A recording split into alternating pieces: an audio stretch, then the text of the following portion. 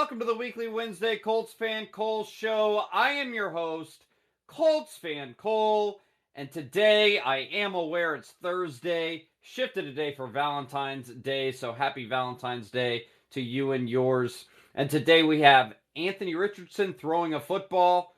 Dwight Freeney is a Hall of Famer, and believe it or not, somehow, some way, we have to talk about Andrew Luck's retirement yet again. But first, I am presented by Rose Inc. Rose Inc. is a arm of the Anita B. Beauty LLC portfolio. Rose Inc. is the tattooing section of her business, so go check out Rose Inc. on Instagram. You can also find her permanent makeup work for eyebrows and permanent eyeliner on Rose Inc. PMU. That is Rose Inc. Official and Rose Inc. PMU on Instagram. But if you Google Anita B. Beauty LLC, all that'll pop up. You'll be able to book her just a half hour northwest of Indianapolis in Lebanon, Indiana. Say ColtsFanCole sent you for $10 off your next service. That is Rose Inc. Official, Rose Inc. PMU, and you can find it all by Googling Anita B. Beauty LLC. Anthony Richardson's throwing a football again. Huge news. Sounds like he's 6 to 8 weeks ahead of schedule. Love to hear that more than anything. Young King, here to save the franchise. Bad injury. Again, I've talked about it in the past. I've had the exact same shoulder injury as Anthony Richardson, and I still can't sleep on my right side at night. So I was happy to hear he ended up getting surgery. I was happy after it was announced what the severity was that he took his time through the season, although it did sound like he really did want to come back. Can't blame the young competitor, but look, he's a 21, about to be 22-year-old. Getting healthy is a lot easier for him, so making that decision to get the surgery was the right one. A little bit of confusion of when he was throwing a ball, so he posted an old video saying soon. A lot of people interpreted it as him throwing at that time, but it turned out it was just soon because you could tell by his hairstyle and his multicolored dreads that he had at the Florida basketball game a couple days before that video dropped, that it was not a current video. But all that aside, because he just posted a video, his agent posted a video of him throwing, and Anthony posted one as well with the dark ash shades on, so he can't see them haters. No hate for Anthony Richardson throwing a football. Love to see it. Again, get that arm strength back up. I'm not sure what the process is after surgery of like when he can really let it rip. Looked like he was taking it easy, on the first few throws, which I don't blame any of the medical staff, any of his trainers for doing that. Let's get him, his baseline all ready before we start taking these deep shots. But we could be in a good spot. We could get to the off-season throwing. Hopefully we keep Gardner Minshew. They go back down to Florida when Anthony's ready, fully cleared to let it rip as many times as he was after he was drafted to the Colts, and work out and throw to some of our receivers. Like, let's get the band back together, especially after the draft. Maybe we pick up some weapons and get that continuity going as soon as we can, especially with him missing, 15 weeks-ish, 13 weeks of the season, so it'll 14, I guess, if you include the concussion game. But huge to see him, huge that it's above schedule, and nothing more but greatness to come from Anthony Richardson. So excited about that. Again, Josh Allen, even on Super Bowl week, said Anthony Richardson might have the strongest arm in the league, so hopefully build back up that strength. Don't overdo it in training, and get that continuity back with your receivers as quick as you can. Some things won't be the same. Again, nowhere near comparing myself to Anthony Richardson other than we had the exact same injury to our throwing shoulder. He got surgery, I did not, and it still doesn't feel the same for me. It may never feel the same, but getting that motion back and that repetition is going to be huge. But again, he's a young guy. It'll be great going forward for him. So that was our top story. About 13 minutes left. right at 8:50. I'll take one-on-ones. Go ahead and hit that request button for one-on-ones here in 13 minutes or so. And the format is one-on-ones and then group discussion after all the one-on-ones go. Not exactly sure what the people will look like.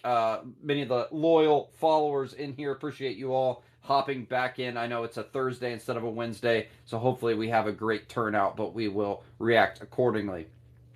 Other Colts news, welcome to the Hall of Fame, Dwight Freeney, well-deserved, elite pass rusher. Really did set that groundwork for the tactics of the Manning era of go get the lead and then protect the lead by making the other team throw the football and have to play catch up and sack the quarterback. So Dwight Freeney, spin move, technician, the salute after sacks, man. He is an all-timer and obviously a Hall of Famer. You can't say enough about him. Second in all major defensive categories for the Colts. Had a career elsewhere too. The Falcons, I think it was with the Chargers for a little bit, so still had that drive in him to play the game even after he was let go from the Colts, but will always be a Colt, and it's just well-deserved of an honor to see him go in and how appreciative he is of Dungy.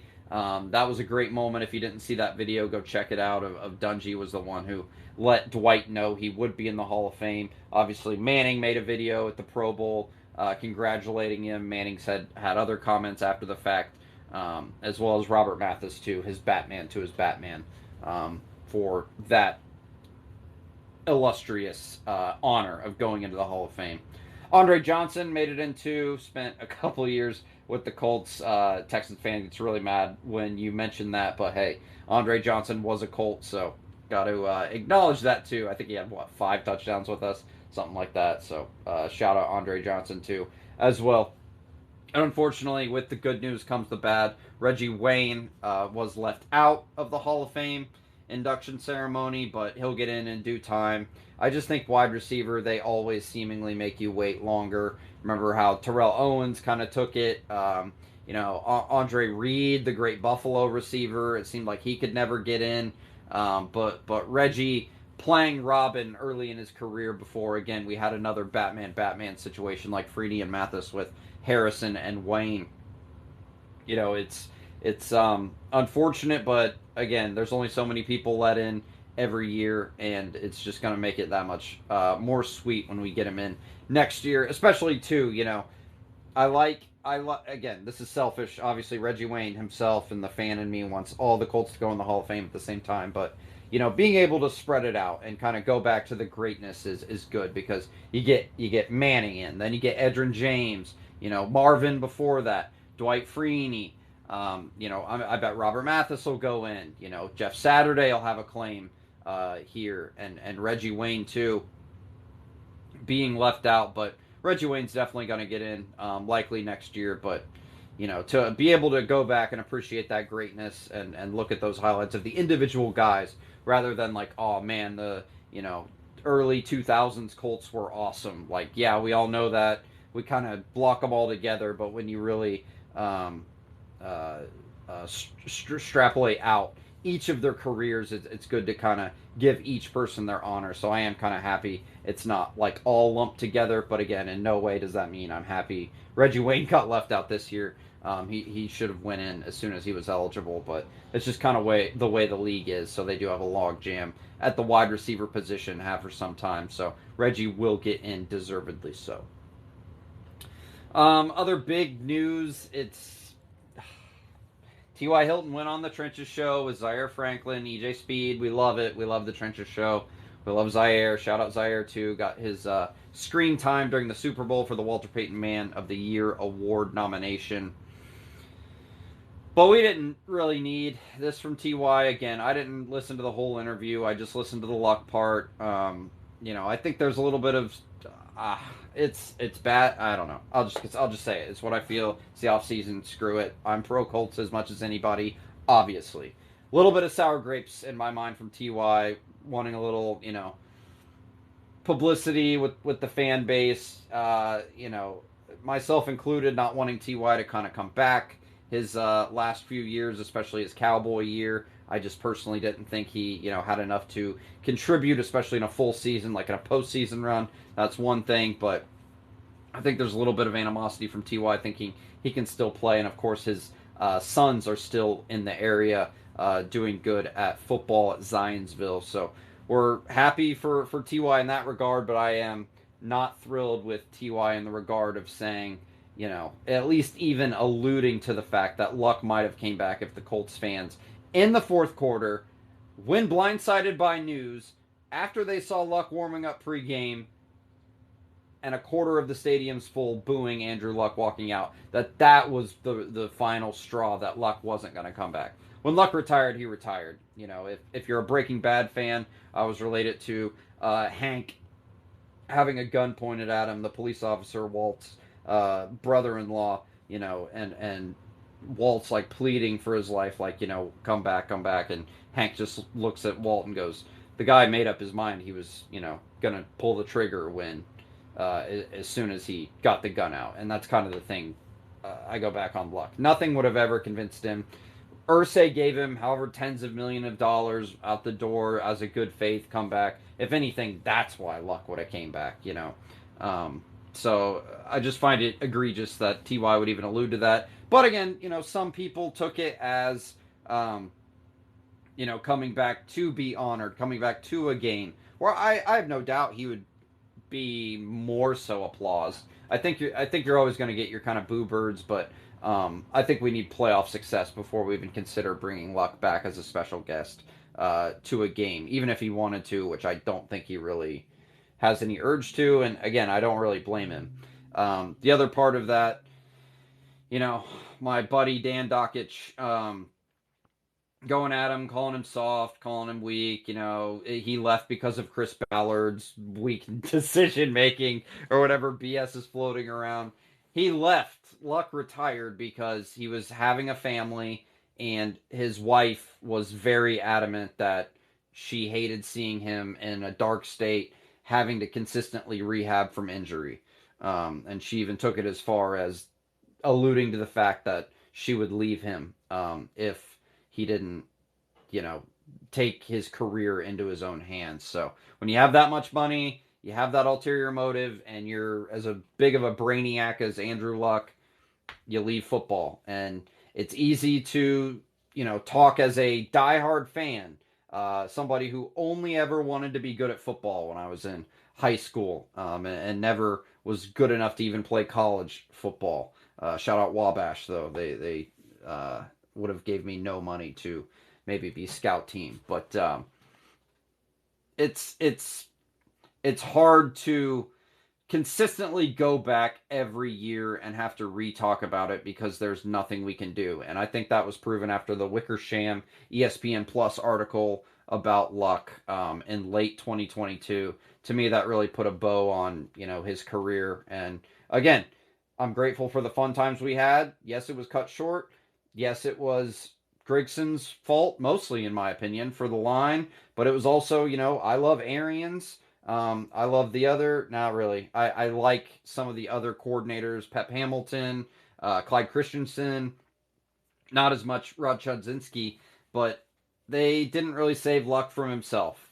Even Reich, maybe a little more so Reich, but by that time too, Luck was in his last year, and he knew it was his last year going into that year, again, from that Wickersham ESPN article. So we have to talk about it once every offseason. Hopefully this is it. Because again, I'm tired of talking about it too. But when Ty brings it up like that, even alluding, maybe teasing the fact that Luck would have came back if it were just the booing in Lucas Oil didn't occur when fans were shocked when they got an alert from Adam Schefter that their star quarterback is going to retire 3 weeks before the season, and they just saw him working out pregame. Yeah, I don't blame our fans at all for that. So unfortunate, but again, we move on. All this goes away when Anthony Richardson hopefully gets healthy, wins a couple playoff games. All we need is an AFC championship run to, outdo Luck. Luck's tenure. Not that it wasn't bad, but in reality, it just is what it is. History fades when you win with other players. A couple other things. We got about 3-4 minutes here, and hit that request button for one-on-ones, and then we will go to group discussion. As always, appreciate everybody hopping on this special Thursday edition due to the Valentine's Day holiday. Gotta be sweet on the misses. Hassan Reddick supposedly on the block, but now says he wants to remain in Philly, so that was a solid, 12-hour news Twitter cycle of people offering Colts mock trades for Hassan Reddick, a 29-year-old pass rusher. Yeah, sure. No chance of my giving a first rounder or anything like that, but had some good trade ideas, maybe contract, but again, I would prefer to get a mercenary for 1 year, address the edge in the draft, and sign, a big name corner for as much as we can afford. Overpaying in the offseason for a big name corner who can be your CB1. Doesn't even have to be a shutdown, but a very solid fringe Pro Bowl type signing, and go from there. So rather address edge in the draft, but hey, it was fun to kind of discuss it for a few hours before he's like, oh, I want to be in Philly. So who knows? Many more of those to come the next few weeks before free agency, and then of course the draft in late April. A couple other things, and we'll go through some quick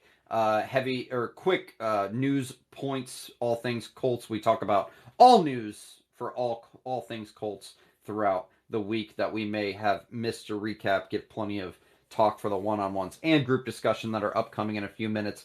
I got some hate for betting on George Odom to win MVP. Former Colt George Odom, Super Bowl MVP. What, $10 to win like 8,000, something crazy.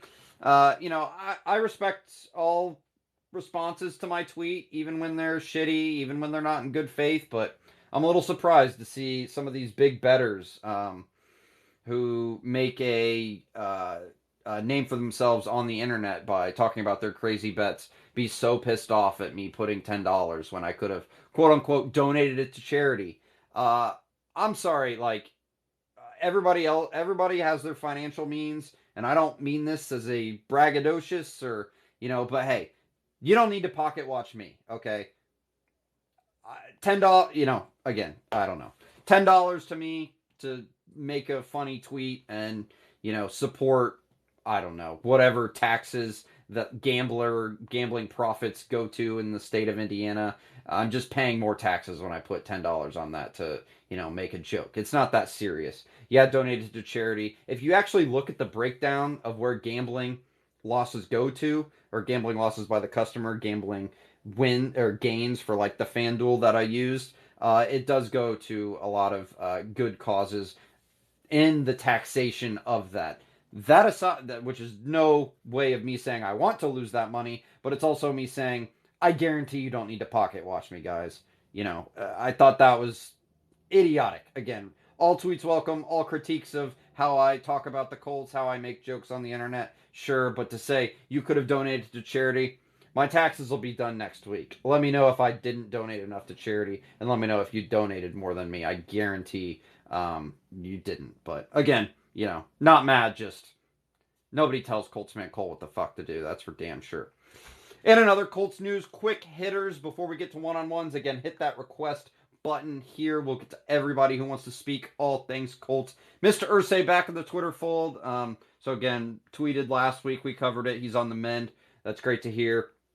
We got into all that conversation last week about, the situation about his personal health, what actually happened. So if you missed that, go to last week's episode and we cover that, have a good discussion on that. But main thing for me is he's back in the Twitter fold, wishing a lot of congrats to Dwight Freeney. Mentioned Reggie Wayne too. Soon enough we'll get in. So just to see his health continuing on is a good thing. Can't wait for that first public appearance. Rusty Jones, NFL strength coordinator, retires after being in the NFL since 1985. So Ballard called him one of his biggest additions when he came here in 2017. So shout out Rusty Jones. Cole Coleman too liked my tweet of wishing him congratulations. So he helps with the Young Bucks, get them a program to put together when Cole Coleman was at IU training after signing with the Colts in that dead period between rookie minicamp and training camp. Former Colt Joe Haig retired, a seventh rounder many years back. So good for him. Bounced around, won a Super Bowl with Tampa. And Shane Steichen was at the Purdue IU game, and that is all I have to say about that. I don't have anything else to say about that game, literally at all. That Shane Steichen was there. Glad to see Shane Steichen in local outings, making his name in the community. But again, that game meant nothing else to me aside from Shane Steichen being there.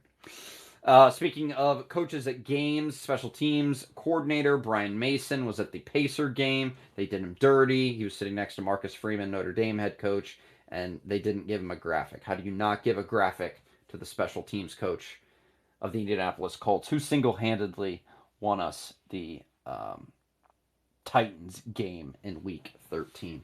Lastly, the Colts Super Bowl ring was in the Vegas Sphere, so really cool. They were doing that for the game in Vegas. A lot of cool features, but they were rotating the rings on the Sphere of Vegas. So very cool to see that. Can't wait for another one. Hit that request button. We will go to all one-on-ones. Let me draw a random Colts card out of the random Colts card bin. Riff on it while everybody hits that request button for a one-on-one. Let's see what we have. We have a silver Philly Moala rookie card. So Philly Moala was a USC draftee in 2009, 56th overall. Had solid 4 years with the Trojans, totaling 9.5 sacks. He's a upfront force whose powerful burst off the ball routinely tied up blockers. A cousin. Oh, I must have forgot this or not remembered it. A cousin of Ravens defensive tackle Haloti Ngata. Philly is fearsome against the run and a capable pass rusher. The Colts traded up 5 spots to get Philly Moala in the second round. So shout out Philly Moala. I'll post that card in the Jumbotron. But first, we get to all one-on-one speakers, and first is none other than Julian. Always love when Julian comes on, the resident Inter Milan fan on here. Sorry about the Roma shit talk. Hey, look good for 2-1, but then yes, the better team won. I must admit that. But welcome back to the show, Julian. Always a pleasure. No, I appreciate it. It was kind of fun. It threw me off guard. I'm like, oh yeah, I forgot he'd probably be watching this game. No, you guys put up a good fight. I'm not gonna lie. You came out hard. You came out swinging. The first half, it has shook, but at the end of the day, the better team prevailed, and I think we're on a mission. Shout out to Roma. You guys are definitely trying to get what you're doing, but at the end of the day, we're on a mission right now. We need to get this title wrapped up. But isn't it so cool to be able to have another sport that you can watch when football season ends? I feel like that's a blessing in disguise because everybody I see Oh on the yeah. timeline is crying, "Oh man, nothing to do." And I'm listen. I'm gonna miss football. I'm gonna miss watching the Colts, but at the same time, it just feels good to be able to enjoy another sport. Yeah, couldn't agree more. Yeah, soccer. Obviously, the NBA. I'm fortunate enough going to All Star Weekend to see the dunk contest this weekend. So yeah, my itch is definitely being scratched for all things sports. And I didn't used to be like that. I liked watching the Pacers, Cubs baseball. But my brother played soccer in high school. Really got into it from there, and exciting stuff to watch. But yeah, football. That's why too, man, oh man. I try and tell everybody there was many weeks. You're one of the OGs, who and you heard me like enjoy it. Like no, we don't want to lose. We want to. Well, we can get to that conversation another time, but we want playoffs. We want more football. We want to watch our team play as many times as possible. So, it's just embrace it while you're there, and no need to look forward or have all the indictments on the franchise. Don't be IU basketball, Colts fans. Enjoy the week to week, especially when we're winning. But I digress. Julian, what'd you make of AR throwing or any other Colts topics this week that we touched on? Yeah, him throwing my shoulder hurt. I'm scared for him. I just want him to take it easy. I know he's eager to go back, but I really want him to take it easy. You know what I mean? I don't. The worst fear I always have is setbacks. You know what I mean with these type of surgeries, and I know he's way ahead of schedule. About 6 to 8 weeks is what they were saying. But I'm like, just take your time. You know what I mean? Just relax. I know he's hella eager to get back. Show, he's young. He'll recover. But it's good to see though. I knew the fact that being able to see him and at least make a throw that really did make me look up to it. And also shout out to Indiana, man. Indiana, we have a lot of young talents that's really making me happy because today I saw Halliburton, the Pacers point guard on the McAfee show. The kid is so cool, calm, so amazing. I'm glad we made that trade. I was actually a Pacers fan way before I became a Colts fan. Back in like the early 2000s, when we had Reggie Miller, Jermaine O'Neal, all those big guys, and it was just like that's when basketball was at its prime moment. And then the Colts ended up taking off after that, and then everybody started paying attention. So I haven't really watched that much of a Pacers game like I used to, but I'm hoping this kid Halliburton really turns the franchise around. Same as AR. I hope he turns the Colts around, and maybe we can get some Reggie Miller and Peyton Manning era where Indy has two wonderful teams competing in two different sports. And I'm glad the playoffs are in Indy. I think Indy's a very great place to host things.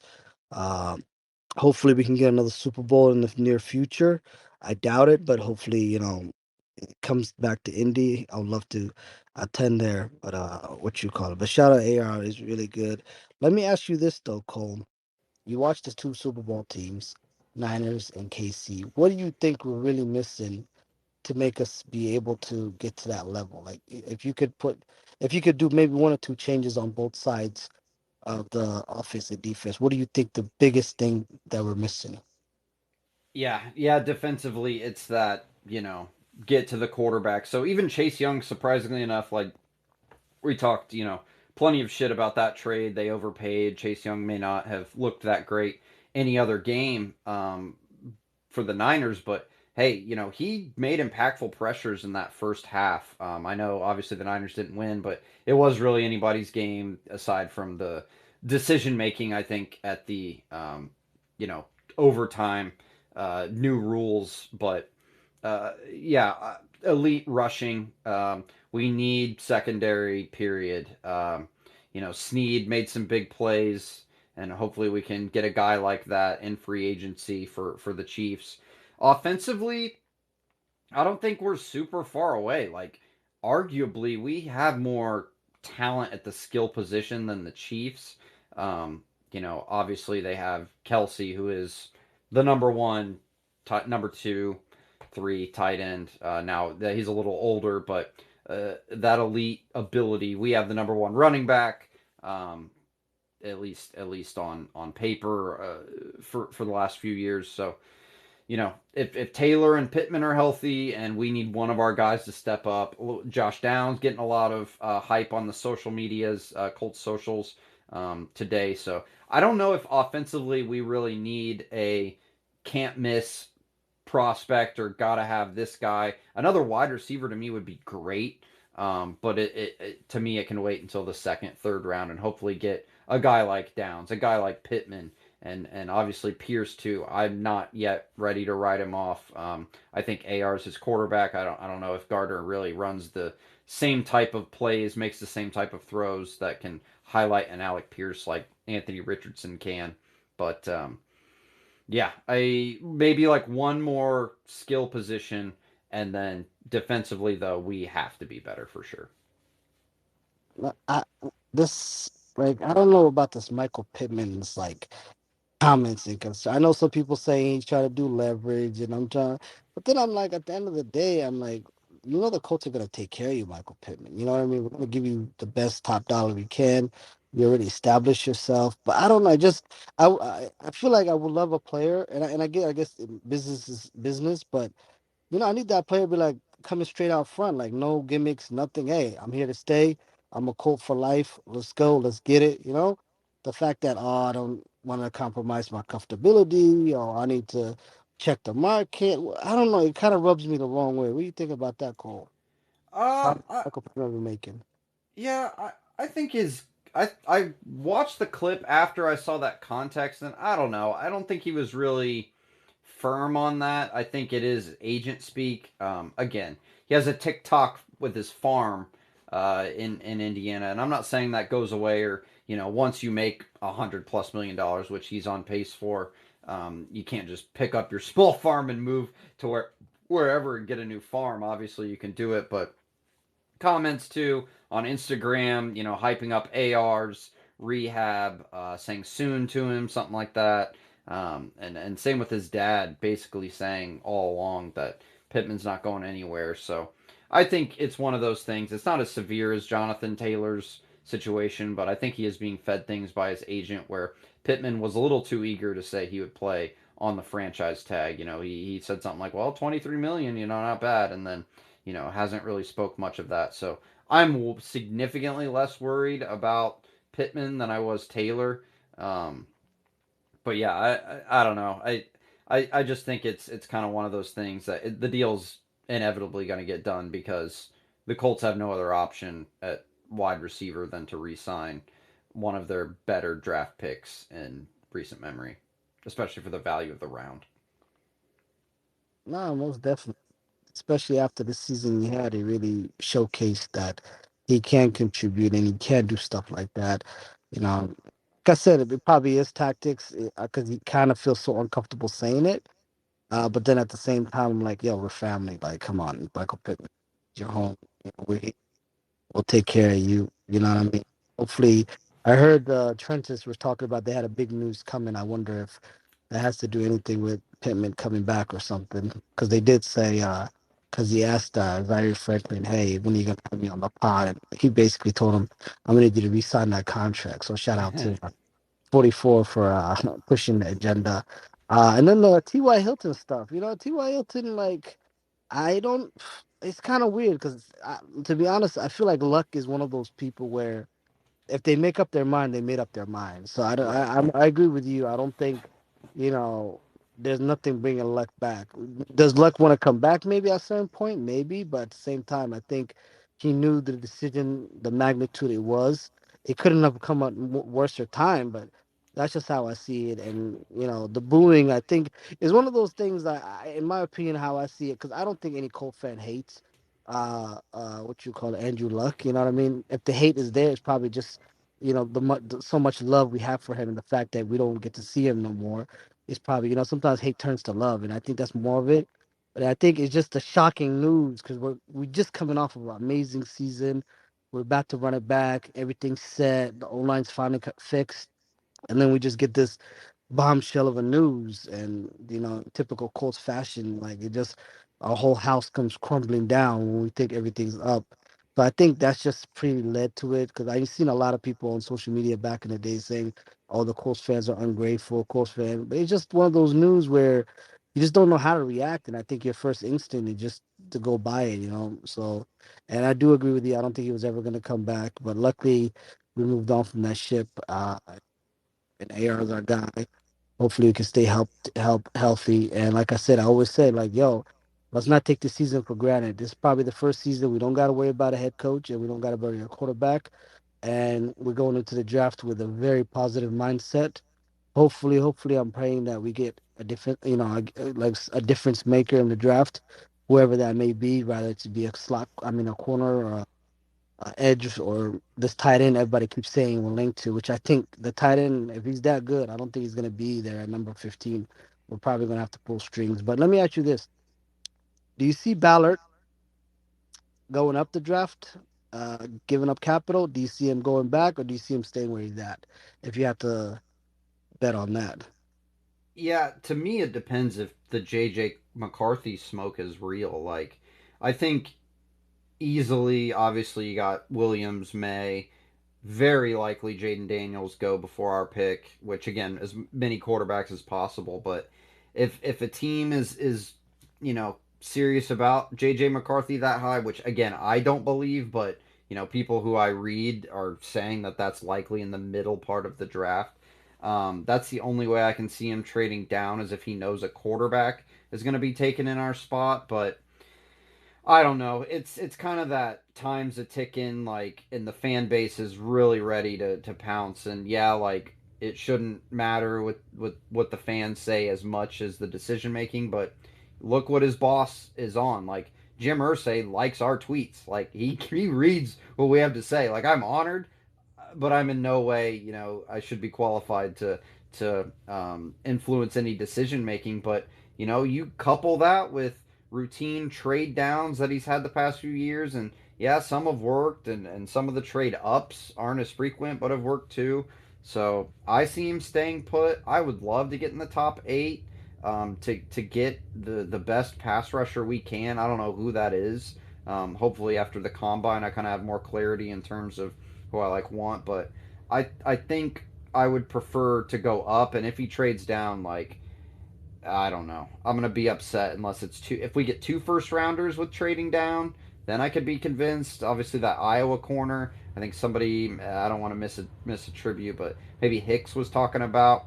If we're able to get a trade down, get edge and corner in the first, or trade back up in the first. So it's home run hitting season to me.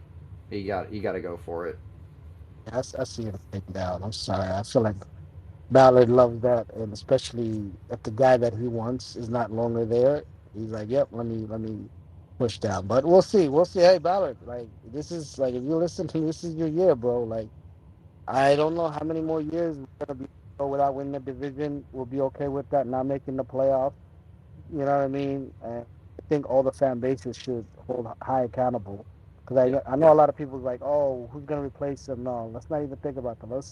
We need to, like, listen, we changed quarterback, we changed coach.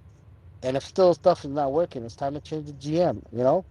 But last thing I was just going to say is who's your Marquise free signing? Mine, I think I would rather have either Mike Evans or T. Higgins. I feel like those two would be a huge upgrade to already young developing squad. But who do you think? Yeah, I think T. Higgins, there was something that came out about him that it seemed like he was even more likely to stay than Mike Evans. I think they both stay. It'd be great. But I don't want that much money tied up, honestly, in a wide receiver other than Michael Pittman, and I think we just need to draft the rest, and give Alec Pierce one more year with the quarterback he was intended to play with, and well, I guess not really since he was drafted before, but I digress. And Downs too. I think Downs is solid. So maybe second, third round, get a wide receiver. So in free agency, it's all corner. I don't care who it is. If Snead hits the market, pay Snead. If it's that Johnson guy from the Bears, pay him. If it's somebody else, overpay. Sign that check as soon as free agent tampering period is. I want to beat everybody else's top dollar. But when And is if that by chance? When is it? When can they like free agents stuff? Is that before or after the combine? I think it's before, right? after the combine, so Is it after? legal tampering is March 11th, and then I think the deals officially get done March 13th, somewhere in that time range. Okay, and I think that's probably when the cuts and to be honest, I think we can increase our cap room, do some couple of reconstruction contracts to get that up there, and just go to the max with it. You know what I mean? Oh Like yeah. push it all the way this season, and what works, what works. If it doesn't, it doesn't. But that's all I gotta say. I appreciate it. Let Undisputed know when he comes up here. We're not signing anybody from Florida. Just give him heads up. We don't need any of that. But other than that, see you in the group discussion if I'm able to stick around. Thank you, Huyen. Really appreciate it. Um, no one in the queue. Somebody hit that one-on-one request button. Talk about AR throwing. Talk about obviously Dwight Freeney. Some of the long historic Colts fans, what that means to the franchise. If you want to talk about Andrew Luck, we can talk about Andrew Luck. If you want to talk about my shitty gambling, you can talk about my shitty gambling. But let's go to some comments while we wait for somebody to hit that one-on-one. Ray Love says the Ballard slander every week is crazy. Yeah, I mean, I don't know if I took it as slander from Huyen as much. You got to critique your guys. You know, Ballard, again, I've been drugged through the mud and saying he is the most unlucky GM maybe in sports history. A lot of the things since 2017 he's been hired have been very unfortunate. Luck, him having to find Jacoby Brissett, being just good enough to, win a few games, and then, Jacoby Brissett again after Luck retires. Luck retiring. Luck's arm not being the same in 2018. 2020, a fingertip away from winning a wild card game at Buffalo from the pass from Rivers to Pittman. Rivers retiring early. earlier than thought. He signed a 2-year deal, then said he was going to coach high school ball, and then alluded to coming back the weeks or the year or two after. Um, Matt Ryan, that's on Chris Ballard. That was idiotic. He let something fall in his lap, but I think he kind of put his arms in the air and like, what the fuck you want me to do? We traded for Carson Wentz, and you made me ship out Carson Wentz. So trading for Carson Wentz being kind of overruled supposedly, at least in the Ballard camp, because it's easier to throw Reich under the bus. So Ballard deserves his fair share of criticism for sure, but uh, I wouldn't call some of the critiques of him slander by any means. And if he has the same approach and he's all talk in this postseason press conference that he had of, oh shit, well fuck it, oh I shouldn't have said fuck, oh I'm really mad because I'm saying fuck, like we've seen the same song and dance, the same way he addresses the media and fans, and something's got to give, and this is the year to do it. Like again, knock on all the wood in the world. Please God, Anthony Richardson be okay, and he will be. He's throwing already, way ahead of schedule. He's 22, got the surgery, 21, 22, whatever, got the surgery. He'll be fine. Keep him healthy. If he goes down, God forbid, again, knock on wood, it's another indictment on Ballard. Like, if you were that high on another quarterback, obviously Young didn't look great, but he had nothing in Carolina. Obviously Stroud looked like the best quarterback of the bunch. Maybe not in the first 4 weeks what we saw out of Richardson, but definitely very apt to win Rookie of the Year and maybe one of the best rookie campaigns we've ever seen. If there were people in your room who were saying Stroud easily number one and Richardson, God forbid, again, knock on wood, I wanted the kid all along. Something like that happens, it's an indictment on Ballard, and he's got to go. Especially, too, if he doesn't help himself this year by going up right to the edge of the absolute maximum he could spend with cap space by cutting some of the fat on what we have right now with some of these bigger contracts and reworking them too. But yeah, it's gonna be Ballard indictment season until it's playoff wins under his belt or he's fired. It's just kind of the way Ballard's regime has gone so far. So please hit that request button. Oh, we see. Oh, got 2 here. Other comments, real quick. I agree. Florida players, bro. Yeah, tough, undisputed, or tough. Julian, undisputed, is a Florida State guy. So he'll agree. Undisputed will agree with you that Florida players blow. Jonathan Taylor fan club says, what can the Colts do to get more like Casey in San Francisco? Either spend a stupid amount of money and use contract mechanics to push it or the future, or have AR be Patrick Mahomes level talent. Not out of the question. Yeah, good graphic there. Interesting. Thanks for sharing, Jonathan Taylor fan club. Undisputed says too that AR and Josh Allen have the same trainer, so of course he's going to hype up AR. Hey, that means his arm must be that strong. Like, it's Josh Allen. Josh Allen has the strongest arm in the league. If he's even saying that AR's might be stronger, I don't care who his agent is. That's insane. Love to hear it. And proud son of Anthony Richardson, Owen, says he can't make it today in Daytona, Florida. Enjoy your time, Owen. Thanks for calling in when you did. We'll catch you next week when you're back. Undisputed was first, and I see you, CJ Colts fan. Thank you both for hitting that request button on this special Thursday edition of the Colts Fan Cole Show. We'll be back till Wednesdays going forward. Undisputed, what is up? What's going on? I'm earlier than usual, but no one was requesting, so. Yeah, the date change hurts a little bit, but all good. We'll touch on all the topics. Gave us another day to get more news and be able to talk about the Anthony Richardson throwing. Anything you have to say about that? I mean, Dwight Freeney making the Hall of Fame, Andrew Luck. Floor's yours, man. Freeney, sweet. Sucks he went to Miami, but whatever.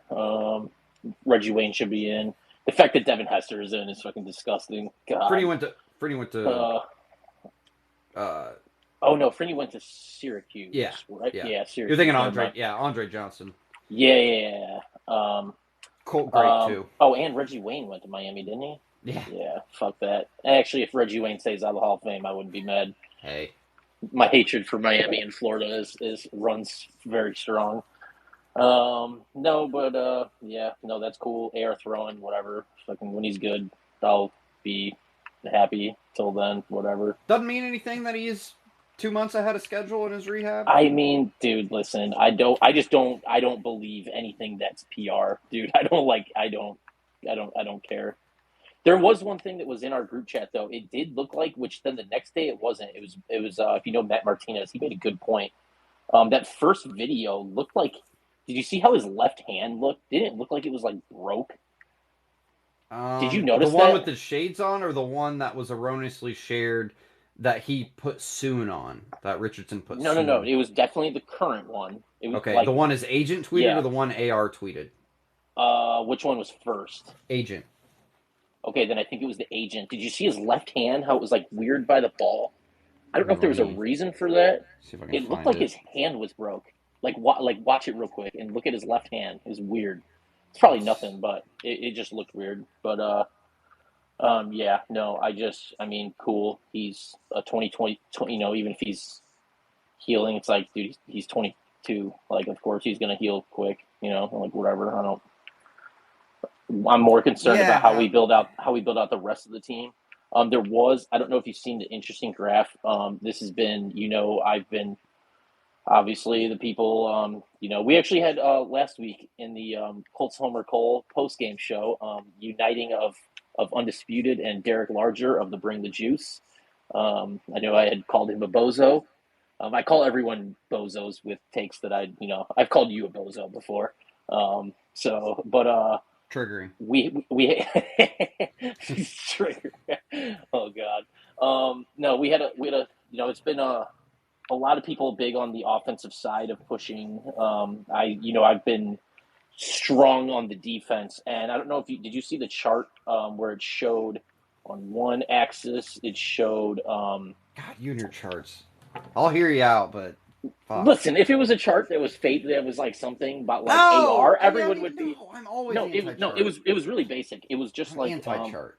it I'm wasn't also like. an idiot, and I don't know how to read them. But Hold on, it was like actually very just simple. It was just so because everyone had just said, oh well, it's just Gus Bradley. He doesn't blitz enough. It's just that's why our pass rush sucks. And man, this chart came out and it really it's on the here. I'll actually just post it in the comments and then I'll share it at the top. yeah, real quick while you're doing that, yeah, looking at it, it does look like from this one throw, AR's left hand wasn't like on the ball, but I don't know, probably Didn't it some look sort weird? of yeah, but it could be just some sort of like, hey, make sure you're gripping the ball more, like I don't know, kind of comeback. He didn't It really looked like put he was that. trying That to to me keep is it. like that to me is like a 65% throw. Uh, yeah, I don't know. Okay, It could be, but I don't think his hand would be broken if he didn't put it on. yeah, that's what I thought. Okay, so in the jumbo, I posted it. So it's just left to right is pressure percentage, top bottom to top blitz percentage. So as you can see, like yes, the Colts do blitz a very small amount.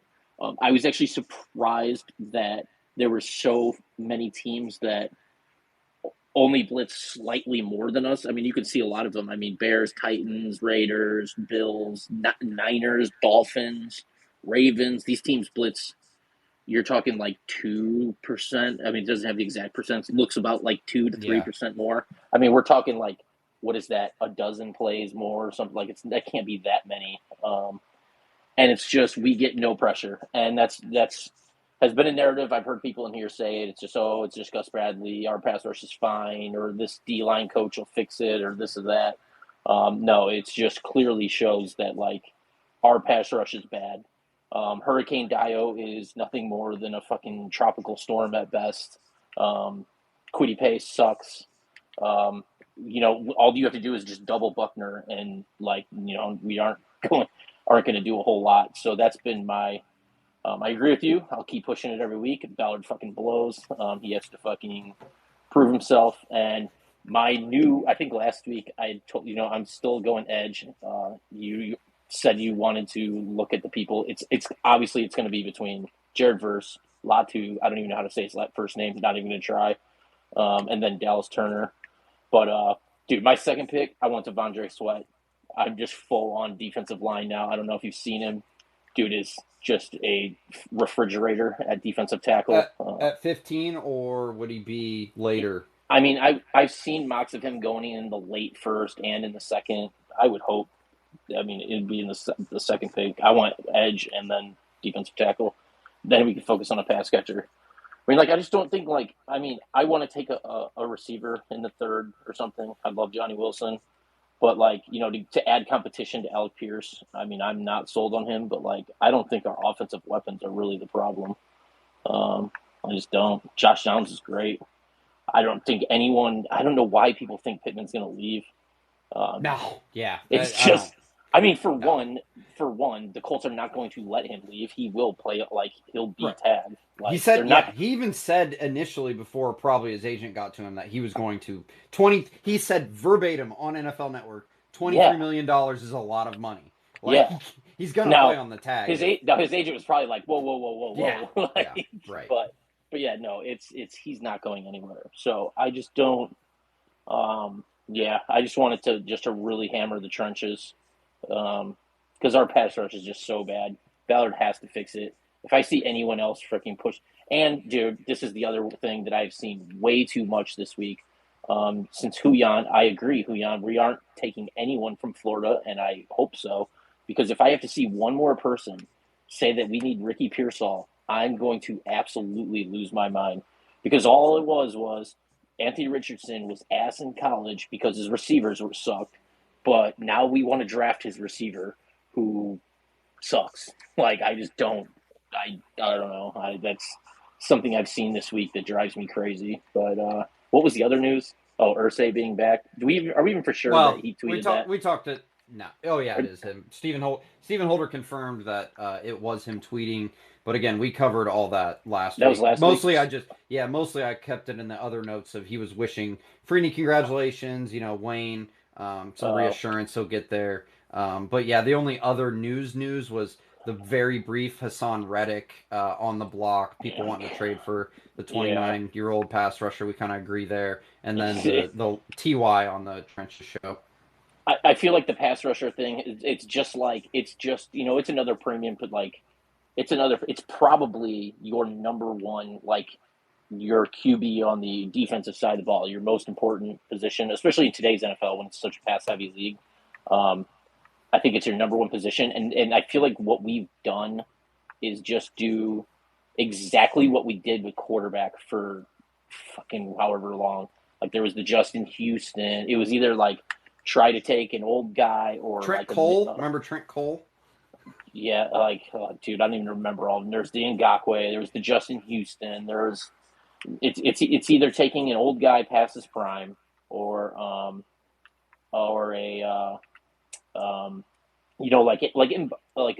Ebukam is he's a B tier free agent, now I always said he was an upgrade from Ngakoue because Ngakoue fucking sucked, but yeah. Oh, there's one other thing is we do need last safety. Thing undisputed. Yeah. We do need safety help, and I don't think you mentioned it unless I missed it. I know it's going to get talked about. Eddie Jackson got cut today. Now, obviously I'm in the Chicago market, so it's lots of Bears business. He's definitely past his prime. He had an Achilles injury. I think he even injured himself celebrating. If I remember correctly, he was celebrating an interception, and that's how he got hurt. If he were to be, I mean, I know everyone's going to be on it because it's just a big name, even though it's an old guy. I don't know. If he would be on a very cheap 1 year or something to be a vet back there, I guess I wouldn't be opposed to it. Similar to me wanting a vet corner. So, if he was on a cheap deal, I don't know if you talked about it, but I guess I could see the benefit of it, but it'd have to be a very favorable deal for us. Yeah, that's a good segue too. It'll kick off probably in group. Yeah, group 4 because Bears have started kind of the cuts and who's going to be available, and They cut Whitehair Wang, too. Wang Jackson versus others versus Blackman, bringing him back. But good. We'll segue that Yeah. when we kick off group here. A few one-on-ones left here before we get to group. But anything else quick, undisputed before we hop to the next caller? Let's see. I just seen that Jordan Travis has great pocket awareness in some charts. Will Levis is Charts. awesome. Florida State softball is on a roll. Okay. All right.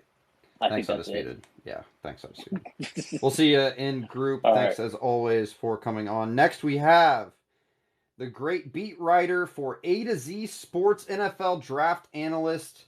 It is Destin Adams. Always love Destin Adams' commentary. The draft coming up. No better person to go to than Destin these past few years from A to Z. Says he is connecting here. Give him a second. I'm going to hype him up, and there's going to be connection issues. That's how it always happens. I'll get him back, though, because I think last year I'm wanting to say it was him and Hicks were holding a space, and I tried to get in 3 times, and the third time they let me in, it was finally a charm. So we'll always give Destin as many chances as he wants to get in. Destin, try and drop out and come back in here. Spaces is weird.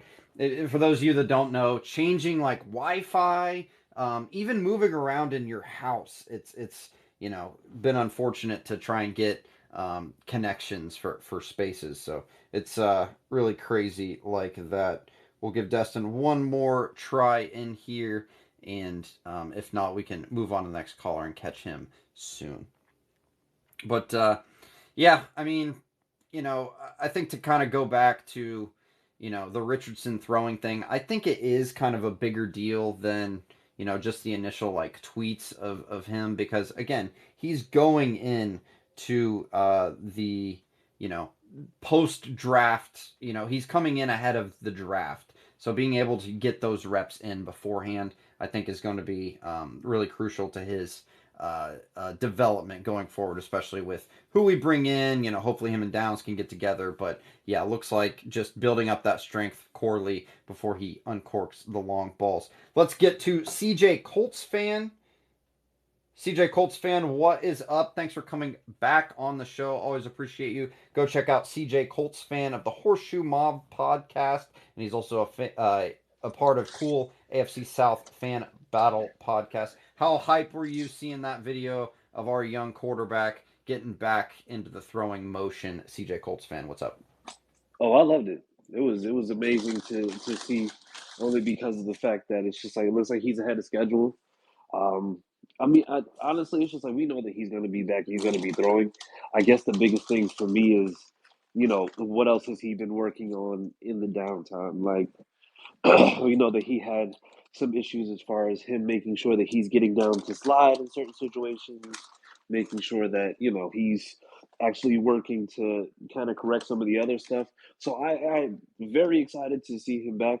I just want to see whether or not he's truly just corrected some of those things that we knew like he kind of needed to do leading into the coming out of the injury and everything else. But it's very, very exciting to see, which means that he's going to be on par for camp. So he's definitely going to be back in effect, and I'm very, very happy about that. How about Josh Allen saying he may have the strongest arm in the league? Let's just hope it healed properly. I have no doubt that surgery was the best option, and getting back in the fold of just being able to let it rip. So, build up that strength, and then please, in a month or 2 or 3, or however long it takes to fully uncork the long ball, I need to see some uncorkings of the long ball yet again. Oh yeah, and it's like I understand the Asian thing. I get it, but the thing is, Josh Allen, he actually he's spoken on Anthony Richardson a few times. And it probably has to do with the aging connection, but it's also kind of like how they always talk about the similarities with, the both of them having like the strength of the arm.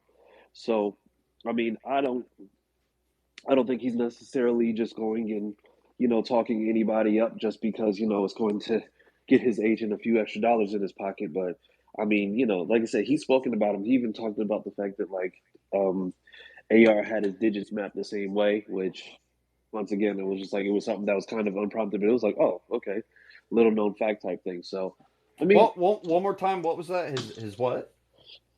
so I guess it was like they had like there's a certain, not a procedure, but it's like a certain type of technology they have where they get their digits mapped in their throwing arm just to kind of like map their motion. So this way Huh. they're able to just kind of, I'm gonna say, just kind of work on different ways for throwing trajectory, like different things. It was, I'm not sure of the specifics of it, but they did talk about that, and that's what he talked. And Josh Allen talked about that last year, right after the draft.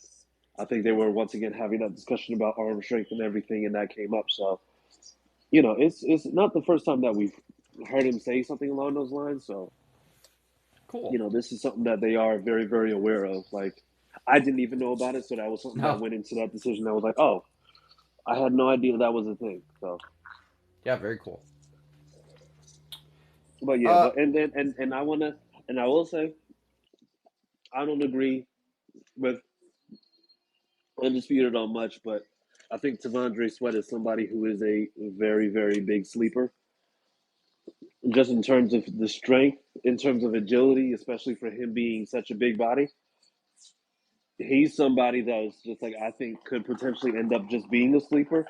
That could absolutely be a beast if possible. But yeah, that's something else that I just wanted to go ahead and put out there. yeah, I'm all for edge, and yeah, I'm not a chart guy. I'm not a graph guy. I'm a football watcher guy. Manalytics, all the Yeah, tough early 2000s era misconceptions about football is stuff I still believe in.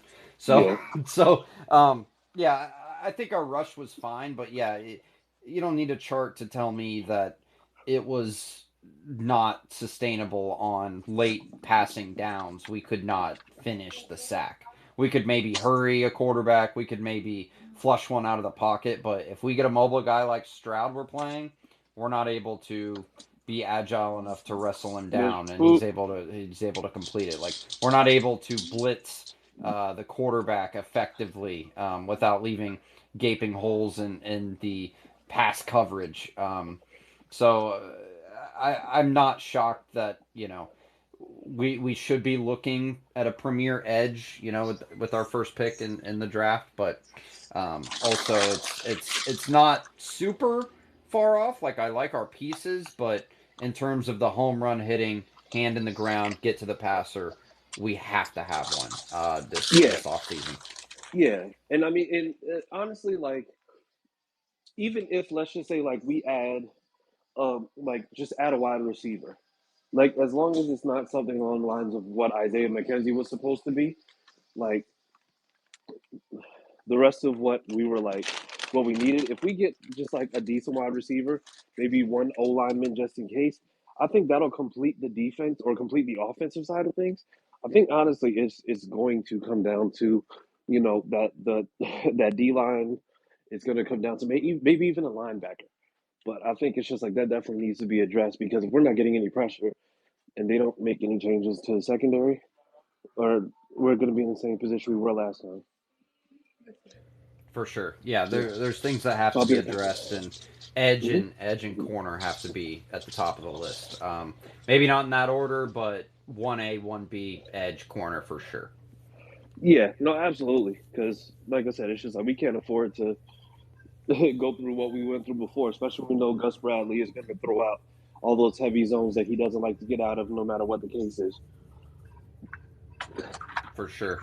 Anything else, CJ Colts fan? And we'd love to have you stick around for group discussion. Nope, I'm going to stick around for group. I'll be here. Cool. Thank you very much. If you're not following CJ Colts fan of the Horseshoe Mob podcast, what are you doing? Thank you, CJ Colts fan, as always. Let's get to Echo, and then I see you, Ray Love. We'll probably have Ray Love kick off group discussion here. So definitely before 10 o'clock, probably much sooner. Echo, thanks for coming back. Always appreciate your commentary on here. He has content Echo _ Warrior with a 4 instead of the A on Twitch, TikTok, and YouTube. Echo Warrior, what is up, my friend? Talk anything Colts you want. We obviously have been covering AR, Dwight Freeney in the Hall of Fame, Andrew Luck being mentioned by T.Y. Hilton on the Trenches show. Other Colts rumors and fun factoids this week and a day. What's up, Echo? Hey, Cole, can you hear me all right? Hey, what's up? Yes, I can. All right.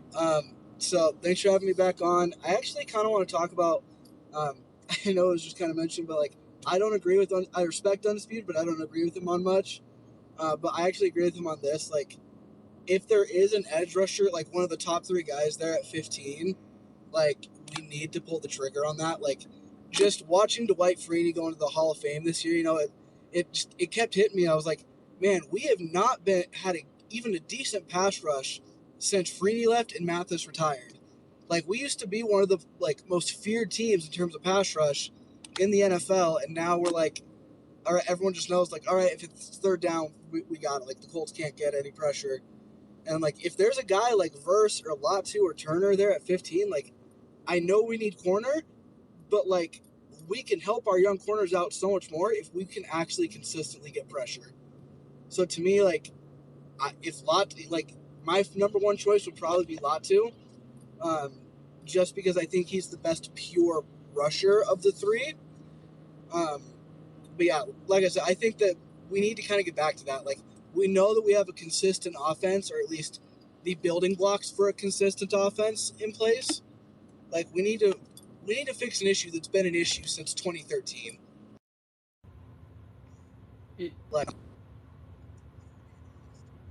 Yeah, good point. And Undisputed, I don't want to speak for him. I'm sure in the group he'll clarify his points there. But I think corner is definitely needed as well as pass rusher. But I think corner, at least myself and maybe most others, want to get a name off the market, like pay a guy in that 15 to 20 million a year range, like overpay a guy for once, Ballard. Like, screw it, we need to have a cornerback one. Like, yeah, Juju Brents might be the guy going forward. Great. Like, showed enough flashes this year to be solid. Took him, a while to get healthy, to get on the same page, get trusted by Gus Bradley. But to me, getting a vet guy who fits Bradley's system would be much more important than drafting one, because I think from what we've seen, and again, maybe this is a overall big way to indict Ballard yet again on cornerback drafting. Like,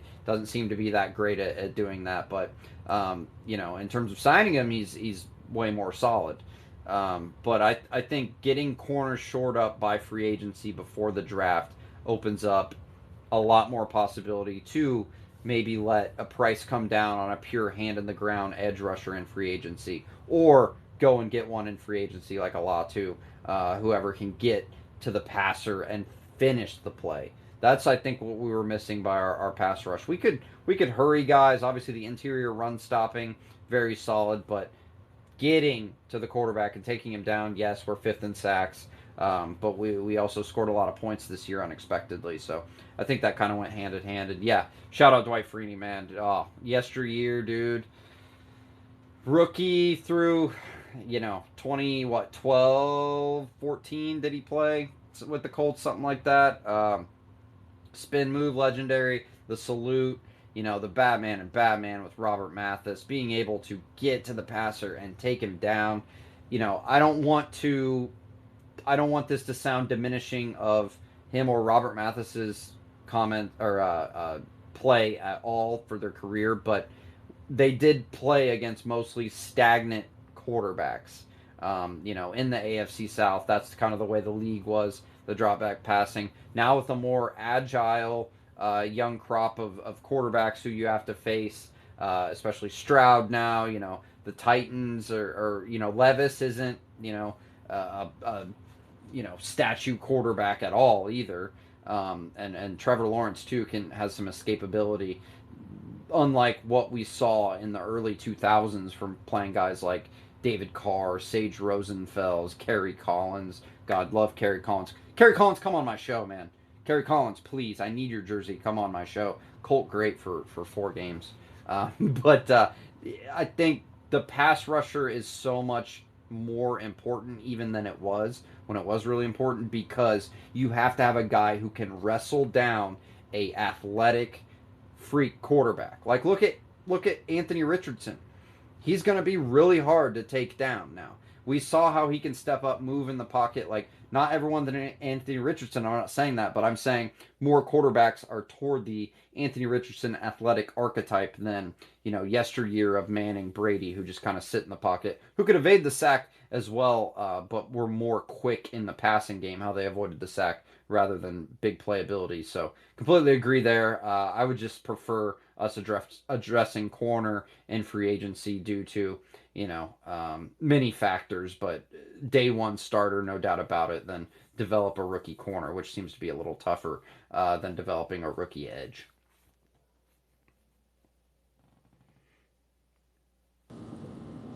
Yeah, and something else that like I was thinking about, like after I watched the Trenches show, was like just like kind of how spoiled the Colts have been. Like we went from Manning to Harrison, Manning to Wayne, to Luck to Wayne, to Luck to Hilton, and it's like you don't see that type of connection very much in the NFL these days. Like, yeah, there's good receivers and good quarterbacks like in the league, but I don't feel like you see those teams that just have like that sort of symmetry and connection that we had at quarterback and receiver for 20 years. Like that. I don't think we realized at the time how special that was, and I really hope that maybe Downs and Richardson can develop that at some point. Like, because when you have that type of connection, like you're basically unguardable. Like, it doesn't matter how the defense plays you. Like, there's just something to that type of connection between quarterback and receiver that it just always seems to work out. Yeah. I mean, I get what you're saying. Spoiled is probably the right word in a lot of instances. Obviously, the winning of championships. We got our one. Thank you, God, we did. Look great on this sphere. If people saw that video of the ring on the Vegas sphere, but yeah, I think we're just in a unique situation because I don't know if Richardson and Steichen are the type of quarterback coach combination that it's going to ever be like the Manning to Harrison, Manning to Wayne, Luck to Wayne, like you said, Luck to TY type of era where, yes, they could be completely on the same page. Yes, they can have the repetition down, but it's not going to be a Matt Stafford, Cooper Kupp. I think the genius in Steichen's play calling ability is to get everybody involved and you don't know where you're being attacked from. Now, yes, Michael Pittman Jr. is still going to get targeted 7-8 times a game, and the RPOs, and yeah, Pierce will get 4 deep shots, and Downs will be a good, everything slot type guy, and hopefully we get, Jelani Woods back. Maybe we draft a tight end, and maybe we get another scat back, and Jonathan Taylor too in the mix, throwing him a few more balls now that we have him for a year. But I don't know if we should even be seeking out that 100 catches a year. Obviously, Pittman caught 100 balls. The one. Let me say 144. Catches like Harrison had. I don't know if we really want that even in our offense, because I think it takes away from Steichen's genius of getting everybody involved and not knowing where the attack is coming from, including the quarterback run, which we kind of had a little bit of luck, but that was more of the impromptu. They didn't really call many luck designed runs by any means.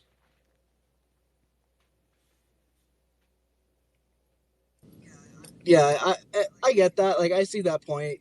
It's just I don't know. It's been like a nostalgic week type of week for me in terms of the Colts. Like as excited as I am about our future, like man, I just can't stop thinking about some of those old greats. Oh, yeah. Well, Hall of Fame week, man. Like, we're talking Dwight Freeney, we're talking Reggie Wayne, all the guys talking, Manning talking about him, Cato June talking about him. It's great. It's great to have that history of your team. I know we have a lot of younger listeners here too, and please go back and watch highlights of these great guys, man. If you weren't, of the age to appreciate their greatness at the time, because we have a lot of Hall of Famers on our team, and it's unfortunate we got one, and we only got one, and there were some playoff mishaps, and we didn't change enough in the dance to really get over the hump and be a dynasty. But we were the winningest team of the 2000s by far. And it's a great thing to appreciate, and it's what made a lot of us fans is that greatness. Because if we were just a dormant team since we were from like 84 to the mid 90s before Harbaugh came within a Hail Mary away, like it might be the LA Colts. Like it could have very easily been the LA Colts before Lucas Oil was built here. So we really need to appreciate Manning and those guys of yesteryear. That's for sure. Any last thoughts, Echo? And we'll go to the next few callers and get to group discussion after. Appreciate your comments as always, Echo. Would it be okay if I shout out a podcast that Sure, I'm starting? Go ahead. So I'm starting a football podcast. If anybody wants to come check it out, it's going to be the All 23 Football Podcast on YouTube. It's going to be all about the NFL, and if anybody wants to come give it a listen, I'd appreciate it. Absolutely. Go check out Echo's new podcast. Again, all of his info is in his Twitter bio, Twitch, TikTok, YouTube, as well as a great guest on my weekly ColtsFanCole show. Appreciate it, Echo. Hope to see you in group discussion. Let's get to joke, and then I see you, Ray Love. I guarantee, Ray Love, you will kick off group discussion. Let's get to joke first. Been calling about a month or two now. Good comments from Joke. Broken Studios, the Joke Bud Show. OG Sneakerhead. Joke Bud, what is up, my man? How's it going? Let's see. Joke, can you hear me? If you switched Wi-Fi connections, LTE to Wi-Fi may have kicked you off. It doesn't say you're on mute. So, Joke, please drop out, close out the app, come back on. We will get you back on here. Maybe try and unmute. Joke, I do not hear you. That's okay, Joke. Please close out the app and come back on. We'll make sure to get you your one-on-one time here. Let's go to Ray Love. Ray Love, man, what's up? You're fiery in the comments. I love it. It's hard to get super fired up the 15th of February, but we're fired up about our young quarterback throwing again. What do you make of the young king getting back out there and loosening up the shoulder after many weeks in a sling? Hey, Cole, I'll tell you this. September 15th, November 15th, football season, free agency, baby, I bring it all. You don't have to amp me up. Oh, it's a hot time right now in the city. I will tell you that right now. I was just downtown a little earlier getting off of work. And baby, if you came downtown and seen all that's going on for All-Star Weekend, oh, it is going to be a time, my brother. I will tell you that right now. It is going to be a time. It's a lot going on. A lot going on for All-Star Weekend. Finally glad Indiana gets another shot at a big event like this. I think we haven't had an All-Star Weekend since about 87, 85, something around 85, there. yeah. 85, yeah. Since we had what they would call the Hoosier Dome. Heck, I don't even think I've seen the Hoosier Dome, and I'm still pretty young, so I haven't even really seen the RCA Dome, except for some of the old seats that's on eBay that's still floating around out there somewhere. But yeah, man, it's a great time to be an Indiana native. If you're close to Indiana, I highly recommend you try to get to the city. If you're far away and can get a plane ticket, try to get to Indiana, man. There's going to be a time this weekend. Hell, it's going to be a time tonight. I kind of missed the show. I know Adrian Wojnarowski was supposed to be at the Vogue. I didn't find out about it till today, so I wasn't able to get tickets to check that show out. But like I said, man, if you can get to Indy, get here. It's a lot going on. The city has haven't really seen anything like this since probably Super Bowl back in 2012. So yeah, it's gonna be a time. It's gonna be fun. It's gonna be parties galore, celebrities galore. Yeah. And you might run into the biggest celebrity of Indiana of them all, me. Hey, I hope to. I got I was waiting for months. So the tickets for the dunk contest 3-point we wanted to go as soon as it came out. They only gave like the nosebleeds that no one was able to even get.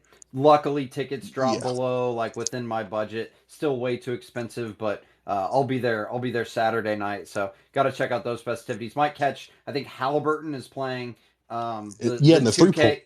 No, yes, that and during the day he's playing Ronnie 2K at like 3 o'clock in the Oh, convention center on Saturday. So I might have to oh check that wow. out. So I'll be in. Breaking news. Play the alarm.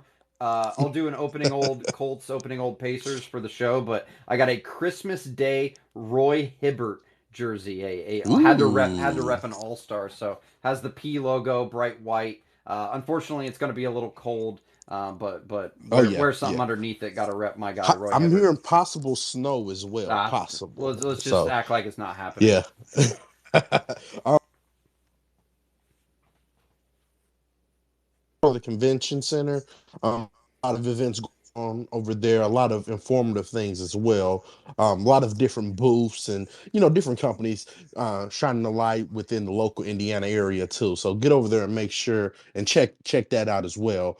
But enough for the plug talk. Enough of the let's get down and party. I had to sit here and listen to this guy. Love him, but sometimes I hate to love him. Um, let's start off with this because this really caught my ear. Josh Allen gives Anthony Richardson credit and says, Anthony Richardson might have one of the strongest arms in the NFL, and this guy wants to say, oh well, they have the same trainer, so he's supposed to say, what the hell? What type of what? Like I don't understand the foolery that this guy spills out, the propaganda as the five, and I just don't understand that aspect. Um, but going into this, AR looks like he's um me personally, I would have he waited another month or so and probably got did probably like some weight and build up that strength in that arm. So when it's he can rip it. But I'm pretty sure that Ray some Love, type you're of you're a little you're a plan in little in place. and And out. If you can hear me, little in and out on your audio, can you but hear yeah, me? yes, yeah, we can hear you. Just a little heads up that every other sentence is kind of dropping out like that, but not a big deal. We understand what you're saying about AR. Maybe should have waited a month, is what you're saying. Maybe a little more weightlifting. Yeah, I'm of the mindset I trust if he's throwing. The team probably has the most hyper focused on him, but yeah, when you read like 6 to 8 weeks ahead of schedule, it is kind of like, oh well, nice, but also there's a little bit of something in the back of your head, like we're mere mortals as talkers of sports. We could never come back from such an injury that early, so it's kind of hard for us to grasp. But Adrian Peterson, I know a knee injury is different. Came back so soon, and maybe modern science. They need to evaluate those timelines to kind of put us at ease. But yeah, what were you saying, Ray Love? Just to continue on that, you might have waited a touch longer.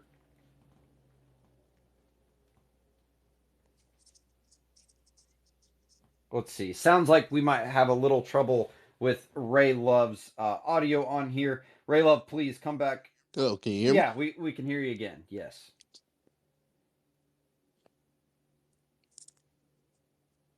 Back to not being able to hear Ray Love. I don't think Ray Love. We'll get you back in the group discussion. Maybe try something with Wi-Fi or LG or something like that. We'll get on there. I keep saying LG, LTE. I don't know why I keep saying LG. Let's get to joke, and then go ahead and hit that request button for group discussion. After joke, we will go to group discussion. So hit that request button. Joke. Thanks for coming on. Hopefully we can hear you this time. What is up, Joke Bud of the Broken Studios and the Joke Bud Show? What's up, man? Thanks for coming back on. Hey man, glad to be back. Can y'all hear me? Yes, sir.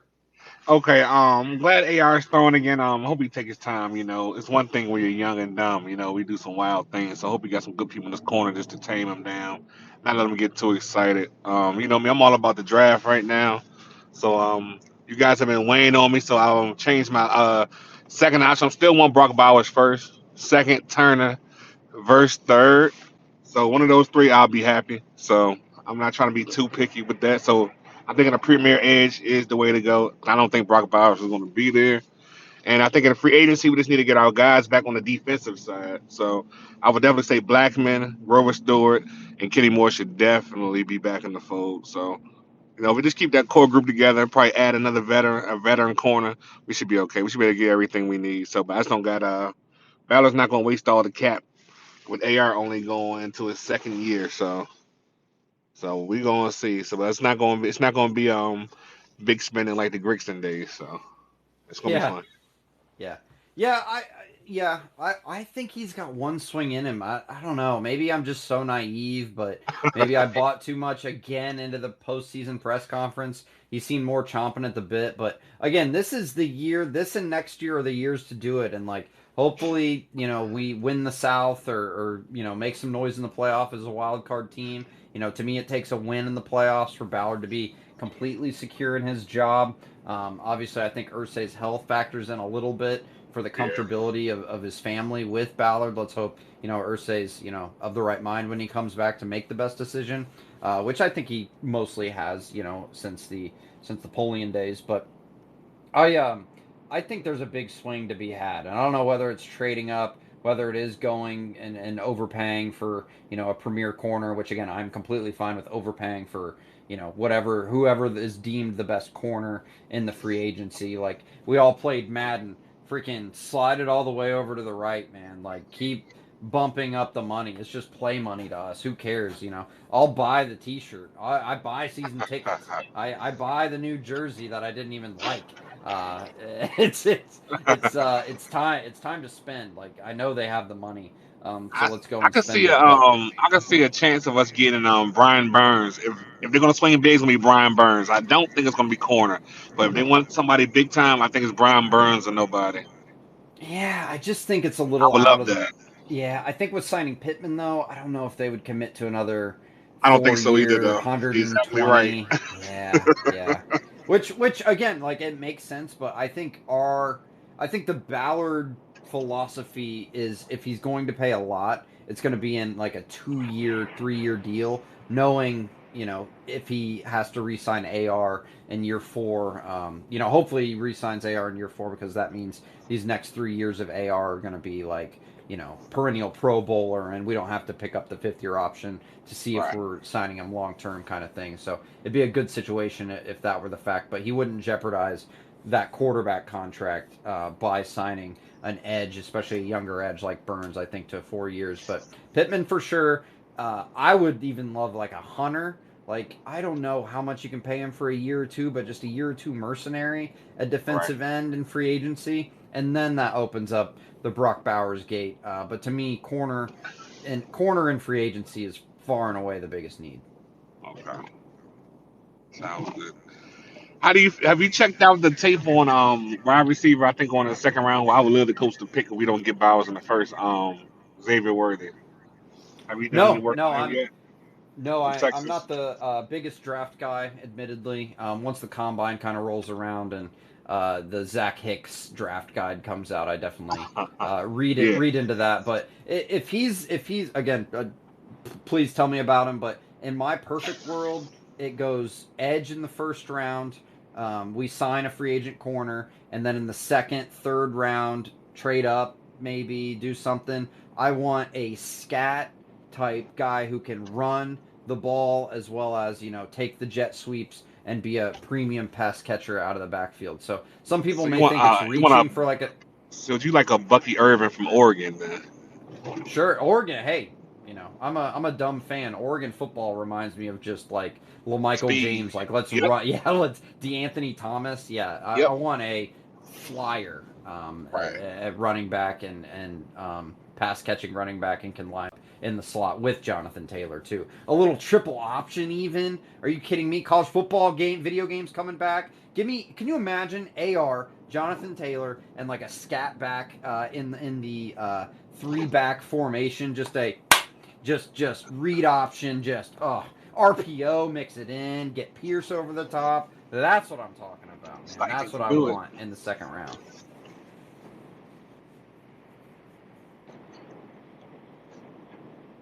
Anything else, Joke, before we get to group discussion? Nothing. I'm just looking forward to the season, but it sucks that we're out of football. But we got draft season, we got free agent Yeah. season. We'll be back to OTAs real soon. So, don't try to rush it. So, hopefully AR Yeah. gets healthy, and hopefully Jelani Woods get healthy. Because if Jelani Woods can get to 100%, that changes the projection of the draft. Because I want Jelani Woods and Mallory for the long term. So if he can get back healthy, then I can understand passing on a Brock Bowers. So a lot falls on him, but he is so promising at a young talent. Yeah, for sure. Yeah, Jelani definitely doesn't get talked about enough, but just like AR, like these guys got to stay healthy and no fault Exactly. really of their own. They're doing the best they can with working the hardest they can, but things like that are just unfortunate. So Yep. I can't wait to see what comes of that as well. But we are in group discussion, so please hit that request button. We will let everybody in, max of 10, I think 9, 10 people. We flirted with the max that one time, and it was great. It looks like Ray Love dropped out, but we got Undisputed 2 adding him in Dude, here. one thing I forgot to say just real quick is about the pass rush too is if you watched that Super Bowl and didn't say holy fucking shit, this is why we need an elite pass rush, because 49ers, all those all pros, I don't, what do they have, like 6 on offense or some shit. Mahomes, like those pass rushers, like to me the Super Bowl MVP would have been Chris Jones, not Patrick Mahomes. Like it's just, man, God, please. Yeah, I had a coworker actually, or a former coworker, text me out of state, and he was like, "Can you put in a bet for me to have Chris Jones win the MVP?" And honestly, it was looking promising through the first 2.5 quarters before the scoring really picked Yeah. up. But same as like Chase Young, even like yeah, we kind of clowned him. Yeah, I'm glad we didn't trade for him, obviously, but hey, he is a pure pass rusher. Like he affects the passing game, and that's what we need too. And I don't know if you heard Undisputed. I saw you've been on the whole time. I appreciate that as always.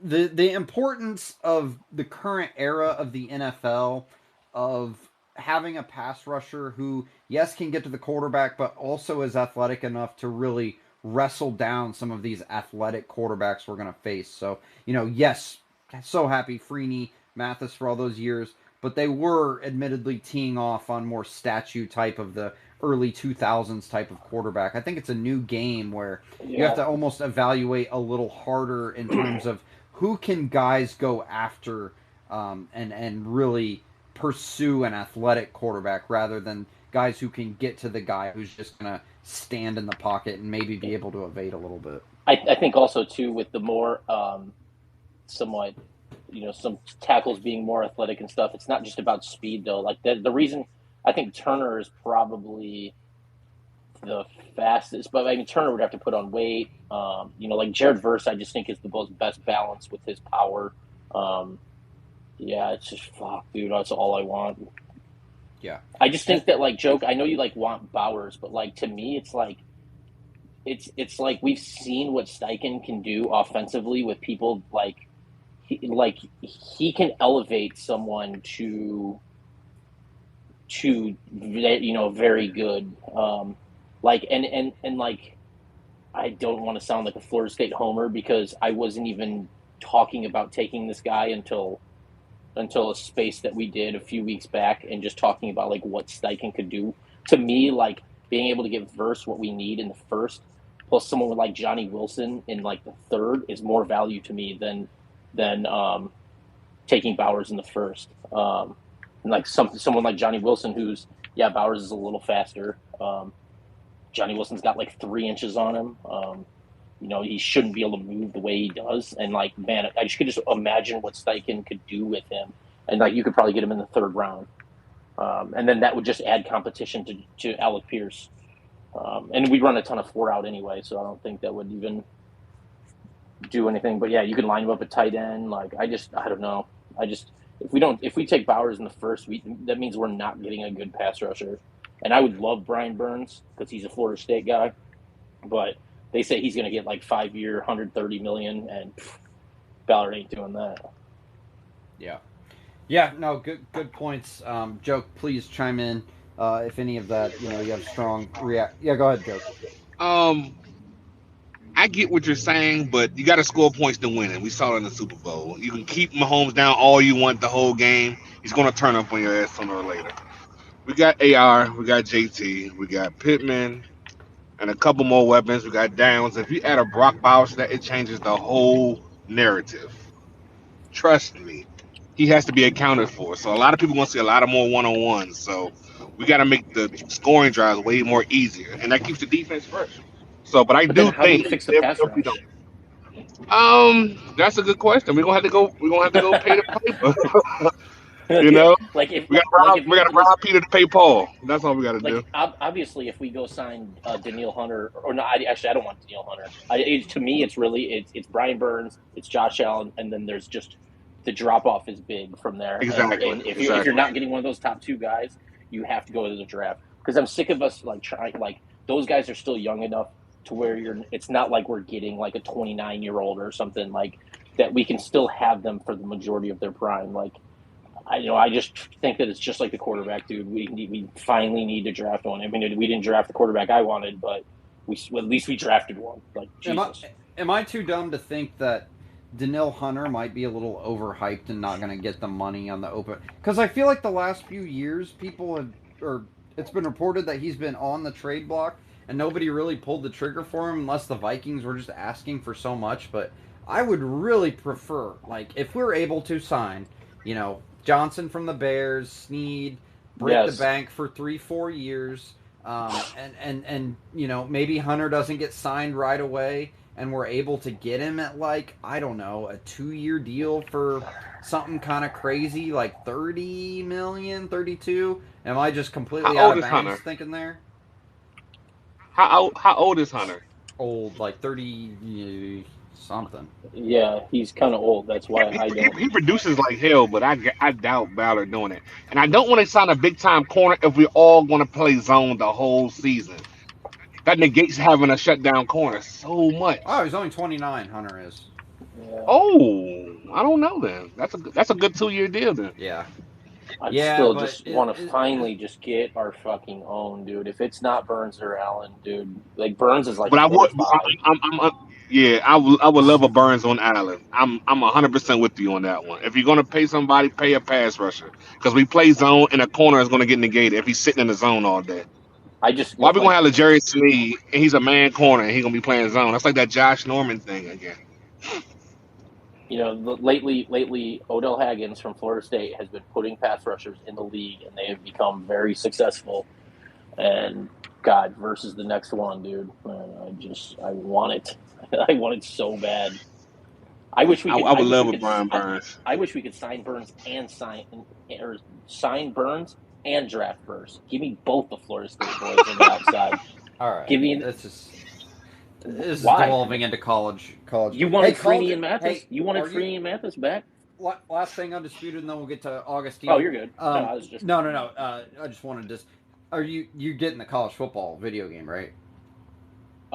More than likely, yes. You're not. Well, you're not like a diehard about it. So I've been looking forward to this retired since from 2014. Madden probably 5 years ago. Well, Madden's different. Madden fucking. So I just don't. Is it going to be like there's not going to be like an ultimate team? Like, is it just going to be like what? Is there going to and there's going if there's okay, hold on a second. If there is like an ultimate team, and then there is like cards, and you can get past players. Yeah. Wait, this is what it is? Well, yeah, because 2014 even had like a element of it. Well, yeah, it's gonna have it's rumored to have Ultimate Team, obviously Road to Glory, obviously Dynasty. Dynasty might be able to be allowed to have 133 all Division I teams. And then to me it is all about the game engine. Fuck all the new Madden shit, like fuck all of it. 2014 is how football video games were supposed to be played. You don't need all of the mechanics, all the realistic tackling.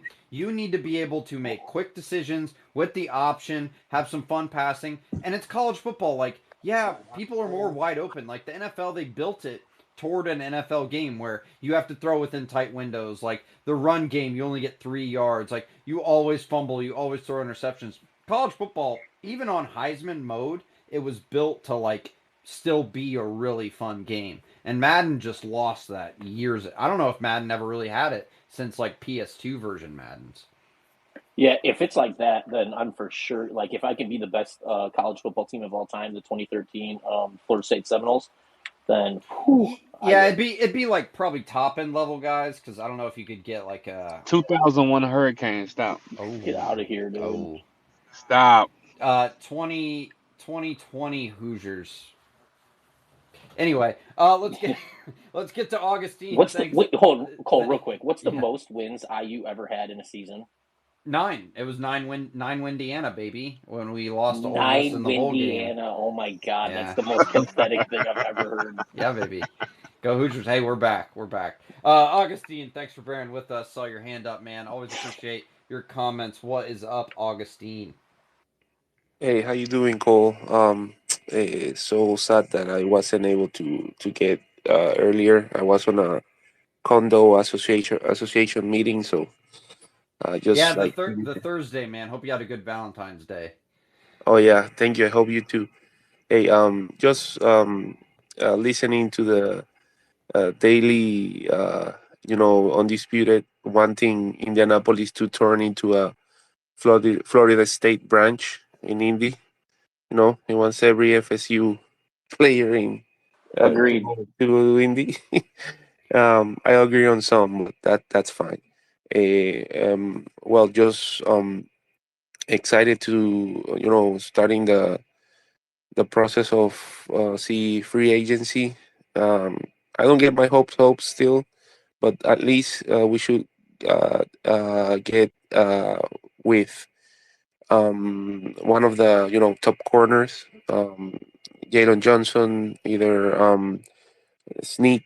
Then on a distant third would be Kendall Fuller. But I would prefer one of the first two. And then, you know, um, go either pass rusher or if the pass rushers are not going there in the first round of the draft, if Bowers is there, then take him. But I would prefer, I think, go defense. Or the other case scenario, I think, would be like if by any chance, Ballard has um, an urge, since already he has his franchise quarterback, maybe try to sneak out Josh Allen or Brian Burns, give them their payday, and then cornerback they can go either first or second round.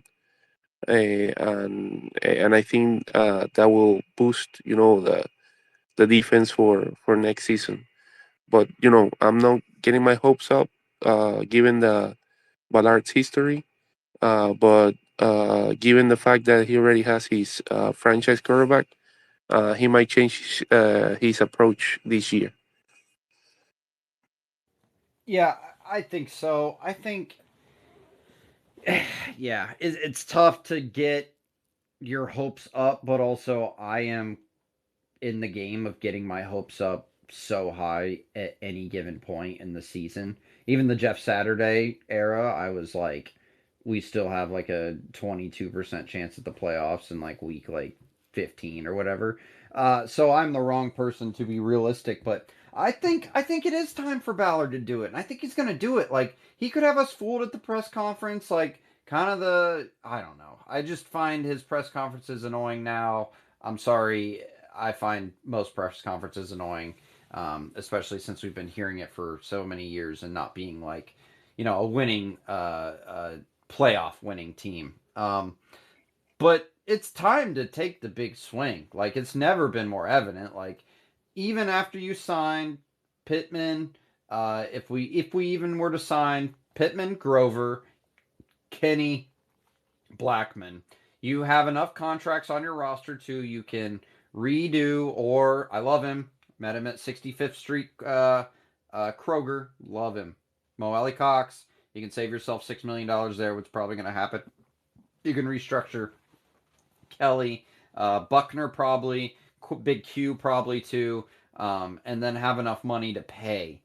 a top end corner to pay a pass rusher in free agency. You just have to do it. Like there's no more like reasoning of, well, we're moving on to the next season. Like every season should be all in, yes. But now it is legit like all in. Like there's no bullshitting the franchise anymore. To me, the closest we've been to all in was 2020 with the Rivers year. And that was even before we knew how good Pittman and Jonathan Taylor were, and they turned out to be absolute studs to really help that team. But up Frank Reichs for not freaking running JT into the ground and instead sprinkling in Jordan Wilkins for however many, I think it was like 33% of snaps at running back he got over Jonathan Taylor somehow. But I digress. You just got to go all in this year. It's past time. Ballard has to know that his like legacy. This is pretty much it. Yeah, he'll get another GM job if he leaves. Yes, Ursay knows that. Yes, Ballard even knows that. But you put so much time and effort into Indy. You finally think you have the right quarterback, wide receiver, coach. Maybe not wide receiver, bad example. Quarterback, coach combination with a good enough defense with a few more pieces on the line. It's time to go home run hunting and home run hitting. And is he going to do it? I think yes. I just think he is. I really do this time.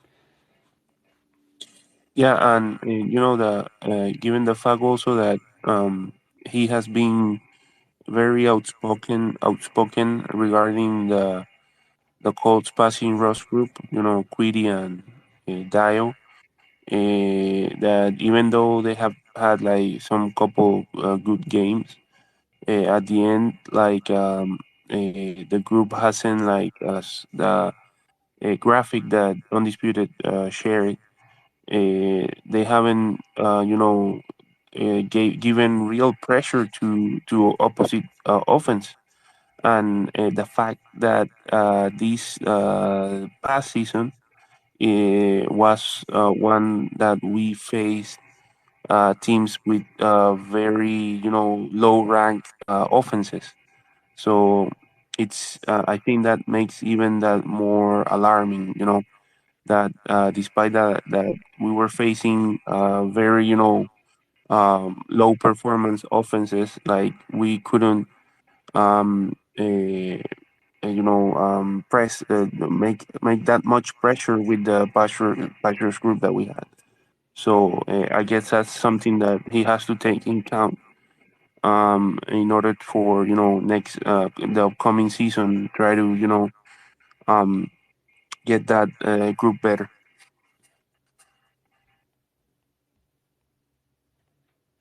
Yeah, good points.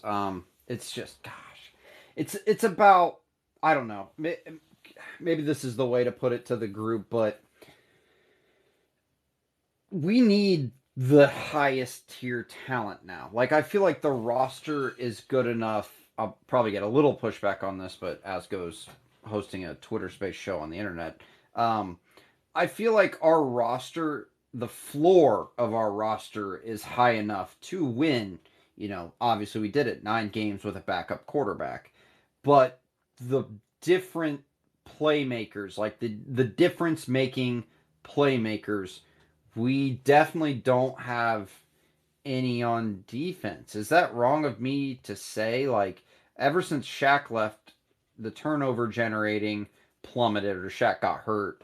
The turnover generating plummeted. Like, maybe Juju will develop into it, but, Buckner, yes, is the difference maker, but once he's doubled up, no one really comes out to shine.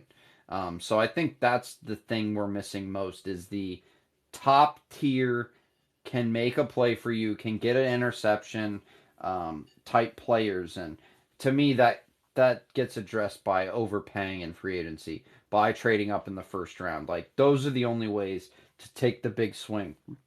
But then that way too, if you overpay in free agency for one guy and you trade up for one guy, like yeah, God forbid, knock on wood, barring injury, one of them's gonna hit, and that's what we need to take this team from good to great. We just need to get to that next level.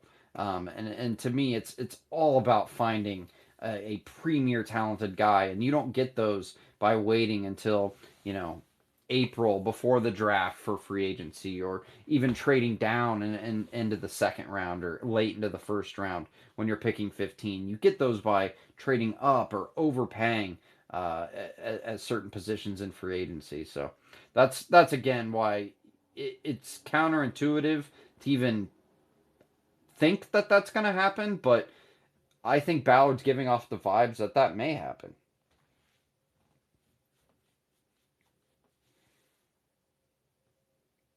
Yeah. Uh, I think we'll have to wait and see.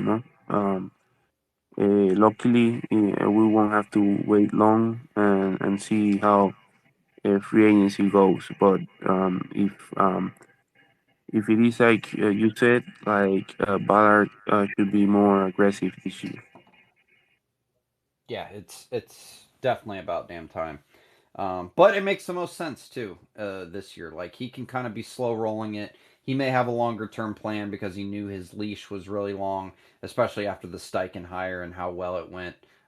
He knows at least last year that he had more time going into this off season. So hopefully he does make that decision. Nick Lee, thanks for joining. Thanks for coming back. We're talking a little free agency priorities, but I think you have not joined the show this evening. So top highlights, of course, Anthony Richardson throwing again, Dwight Freeney, Andre Johnson in the Hall of Fame, Reggie left out, and T.Y. Hilton going on the Trenches show to talk about the Andrew Luck retirement yet again. We can never get out of that storyline. But any of those topics strike your fancy, Nick, or would you wish to talk about anything else? Thanks for coming back on the show, Nick Lee. Yeah, for sure. Thanks for having me back on. The thing I wanted to talk about, you said you're feeling different type of vibes from Ballard. What type of vibes are you feeling? Like, where is that coming from exactly? And then, um, yeah, I think when does free agency start? We got what till the March first week of 11th. Yeah, March March 11th? 11th Okay. tampering period, and then the 13th they can officially sign. Okay, so I'll know that there's a shift for sure if we make a signing on the first day, like in the Yeah, first few days. I feel like we'll always sit back waiting, looking at guys get signed that we like, and like, fuck, man, he signed for that much. Like, damn, we yeah. could have got him. But that's what I'm looking forward to. That first day, like that's gonna tell me everything I need to know about where Ballard is going, if he's getting aggressive or not. Anyways. Yeah, But good. yeah, that was my question for you. Like, what are you seeing that lets you know that that's giving you this vibe that it's going to be a little bit different this year around? Sure. To me, it's the press conference. He just seemed overall agitated, annoyed. Obviously dropping the f bomb. I don't know. He still does that same tactic where the belly laughs of like reporters question. We like our guys, but I think the frustration is starting to set in more than it ever has. Um, and this press conference is unlike any time I've seen him. Obviously, the Saturday higher press conference was different because he was being pissy because he didn't have a hand in the decision. But I think now he kind of sees, especially at that time, it was like a week or two into the initial news of the Ursay respiratory before we found out about the December 8th incident where more question marks are surrounding Ursay. But I think now he even feels more secure in his role because he has the quarterback and the head coach. That it's all lining up to take the big swing, because just think too, 2017 he had to go find a quarterback a week before the season. Don't forget, Scott Tolzien started that first game in 2017 with Pagano, and before he was able to get Jacoby to come in and at least give us some entertainment of the long ball for 4 wins. And then that's all while Luck was on the books. Luck was on the books 2018, made the playoffs, beat Houston and lost to uh, Kansas City. And then 2019, Luck retired, back to Jacoby. Not enough time to really, address things. Always looking for that quarterback. 2020, Rivers. 2021, Wentz. 2022, Ryan. Wentz was the only one who looked like a longer term solution. But then, too, you have questions about the coach going into 2022. And obviously the firing happened at Irsay's discretion. And then now, again, I don't want to say Irsay out of the fold, but at least seemingly this offseason, Irsay will be more out of the fold. But this is honestly the most stable ground Ballard has been on since he's been here, aside coming into that 2018 season when we had Luck. So I think personally, looking at, and again, how much can you determine from a press conference? But it was easily the most animated we saw him besides him doing his little pouty boy routine in the Jeff Saturday hire because he got left out of a big decision. But now he's fully back in making all of the decisions because he picked Steichen. He picked Richardson along with Steichen, but he picked Richardson. Irsay gave him full control. He has full control now. But the thing that I keep going back to, and again, I'm talking this out. I don't know the answer. It's just kind of a gut feeling. But what I keep going back to is it's the perfect time to make a splash signing.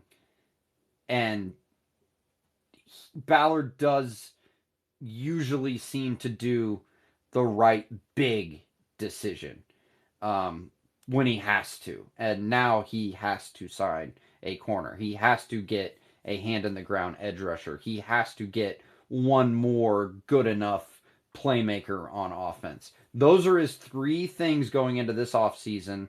And he has probably going to have $20+ million in cap room to do the defensive signing, corner or defensive end, and then he has one premium draft pick in the first round to address the other, and then second, third round, I think he's good enough at decision making, along with Steichen too, to evaluate that tape and find kind of a scat back wide receiver guy who can be a playmaker, and then it's the sweet spot, 3rd through 7 rounds, draft your offensive linemen, draft your D tackles, draft your linebackers, get another corner.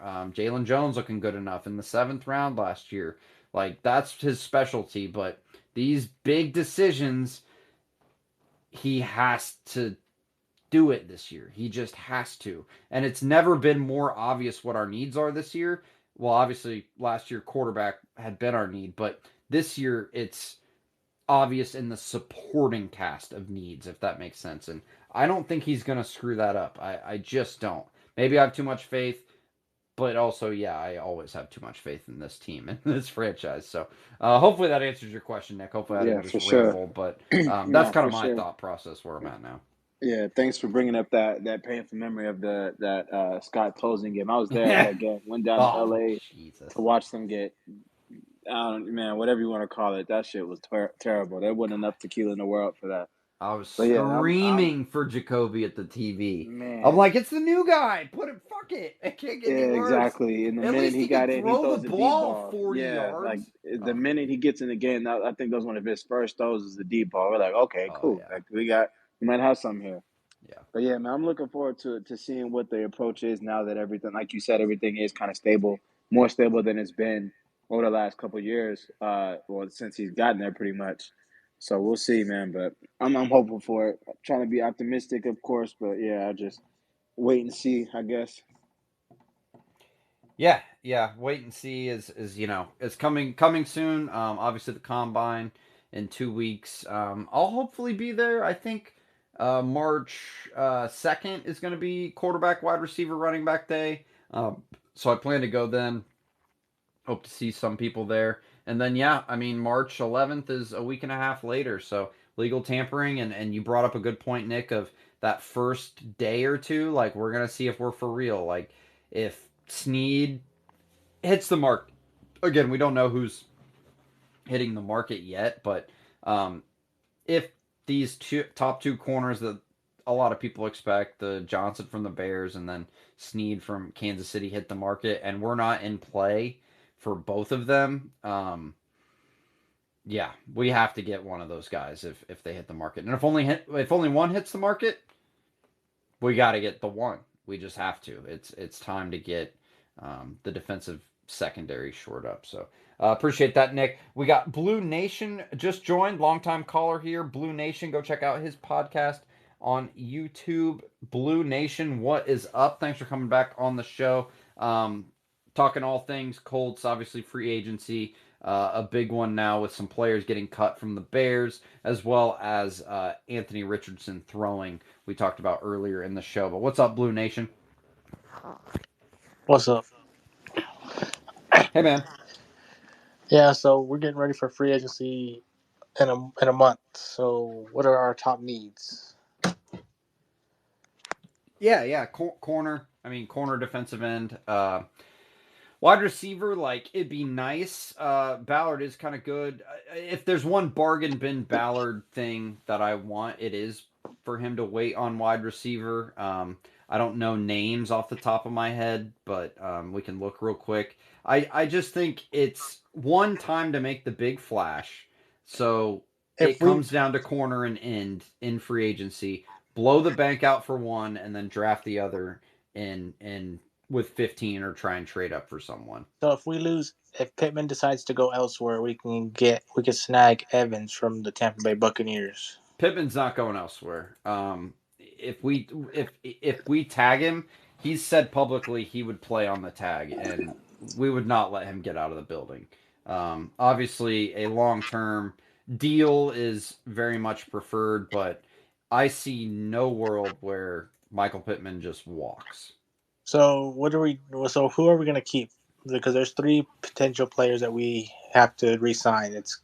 It's Moore, Pittman, and Grover. Yeah. Yep. I think and Julian Blackmon's an interesting name too. Not as priority, but I think we definitely keep Grover, definitely keep Pittman. Kenny, I'm like 65-35 we keep. And then Blackman, I'm a little more favorable that we're gonna keep him than not. Or we can go get Kyle Duggar. Yeah, whoever you prefer. Again, I'm kind of a Colts expert, not necessarily multiple teams, how other guys fit with our scheme, but very very well could be the case that going elsewhere outside the building for safety. But again, you usually get this discount kind of on your own guys. At least Ballard's kind of shown that. And also, I like Gardner Minshew too. I really like Gardner Minshew to be the backup quarterback.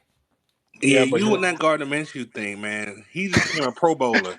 We are not paying the tax for his Pro Bowl appearance. No, I don't think anybody's gonna blow out the bank for him though. They all know what he is. Like he's a backup. Yeah, he's not a backup. Like yes, he is. His agent is gonna play hardball. Just be prepared, man. There's at least 6 to 7 quarterbacks in the league that are starting quarterbacks that he's better than. The idea that Gardner Minshew is a backup is still going to annoy me for fucking ever. He's better than Anthony Richardson right now. What are we talking about? Oh my god. Oh my god. Here comes the fire stoking. You're just bored at 10:35 on a Thursday evening, and all of a sudden we got to throw dirt at. He's not the franchise guy. He never has been. I'm glad he won us 9 games. I wish it was 10. We would have been in the dance, and then I would have been doing jumping jacks for him. But tell me this: why do you think that he's starting caliber? He couldn't even freaking defeat us when he was with the Jaguars. I mean, look at that team he was on. Like, what are we talking about? You're telling me there's no. He was on the Eagles. He couldn't win a game with the Eagles who went to the Super Bowl. You're telling me that there's no. If you actually looked at the games, like the stats of some of those games where he lost, it wasn't even his fault. Hey, kick him out. You're the one. Kick him out. Kick him out. I wish I could kick Undisputed. I don't kick out anyone. Listen, I can't hear him. I can't hear him. Oh, I'm missing it. Yeah. If you're telling me that he is not better than any quarterback ones in the league, then you're just a liar. Like, I mean, well, we saw fucking Taylor Heineke beat us. Like, I mean, what do you want me to go through every quarterback and see who? What's the argument that he's gonna get paid more elsewhere? That he's a QB1 in this league. Yes, he absolutely is. No, he is. No, they'll never give it to him though. Like, they'll always be looking for the net. He's not a secure QB1.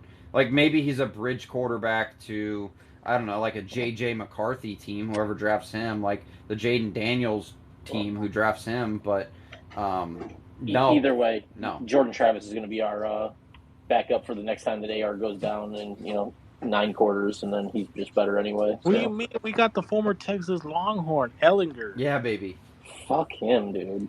I am glad though that Ellinger did at least get to play in 2022 because his preseasons were amazing. His preseasons were so fun. So Every the fact he actually got a chance to start, even though it didn't end well, I'm very glad to see. But yeah, I mean, Gardner is the best backup by far we could get. Like yeah, we could draft even Jordan Travis. Even if Jordan Travis is great, like he it doesn't have that rapport already. He doesn't have that knowledge of the playbook that Gardner just came baked in the cake with, and Yeah, but Anthony only got smarter watching Gardner, he lets and you get Gardner more mobile fosters with that. it than what Minshew does. I mean, Jordan Travis is as mobile as Anthony Richardson. So I mean, Yeah, but I don't know. Knowing the playbook, being a veteran, I'm always a fan of veteran backup quarterbacks. I mean, I always tweet about Mark Rippon when I can, who backed up Peyton Manning in '01, winning a Super Bowl with Washington after 3 years on the street in between his 1998 last season. So that's always or an we could just interesting bring in Jameis factoid. Winston. Either way, I'll Yeah, pick yeah. Jameis Oh, instead. I'd be more than happy with Jameis Winston as the backup quarterback. or Jameis Sam Winston Darnold. should have. It Sam should have Darnold. been either Jameis Winston or Baker Mayfield in 2022 instead of Matt Yes, Ryan. yes, absolutely. Yeah, Matt Ryan was a bad decision. I Yeah, did No, not like that. I like the idea of James Winston. Like if we are not able to resign Garner, because I think with James, at least Steichen can put more of that offense that he's creating around Anthony to be able to display it more, in case Anthony misses some time. Yeah, Hey, yeah. We had just we had some people hop in. Yeah, Ray Love, go ahead. We're uh, talking backup quarterbacks now. well, I was just gonna hop in because I heard someone say we should have signed Get him. Jameis, Get him. that 22 year. Jameis Winston was actually on a plane. I think it was on 22 or 21. Jameis Winston was actually on a plane, but I think it was Matt Ryan or Carson. I can't remember what year it was, but they had made that trade, and Jameis was already headed on a plane. I think like that following Monday for a visit in. So I think it was 22, right? Undisputed. Do you remember Yeah, if because we could have. He re-signed. He re-signed to the Saints, but I mean, we could have if we really wanted to. We could have gotten him because dude, I'm pretty sure didn't he even visit us? he was supposed to. Yeah, Yeah. that's a little If hazy. I know he if was you like, if you wanted to get him, you could have got him. oh yeah, yeah. And Well, I would much Baker wanted to come to the Colts. Remember that? Baker yeah, wanted, like he dude. publicly said he wanted to come to Indy. Man, a first overall quarterback that was just stuck in Cleveland, and like I mean, you just seen what he did this year. He had Mike Evans, and that's about it. Like, fucking, But you some know, can say the Sean McVay effect helped Baker this year, kind of almost. he played like one game with him. He showed up like what week did he show up? Oh God, like It 16. was He was yeah, number it was set. He like was wearing number 17 or 17, I think. yeah, it was Something Something weird. 17. crazy. Yeah, That was great. dude. Oh my god, fucking. Ray's always got some weird. Cole, wait till you see the group chat that I added you into, dude. Ray will talk about all his insiders and Oh, Hey, great. okay. Let's address it. Let's address it. Let's Hey, address it. undisputed. Hey, man. I don't know what Southern Indiana town you're in, but I got my feet on the ground here, baby. I'm right up the street from West 56, so I'm not gonna say I got all these insiders, listen. but I do have privileged information that some people share with me from time to time. Now, You whether it's always true, say I'm from Southern whether Indiana. it's I true know. or That's not, funny.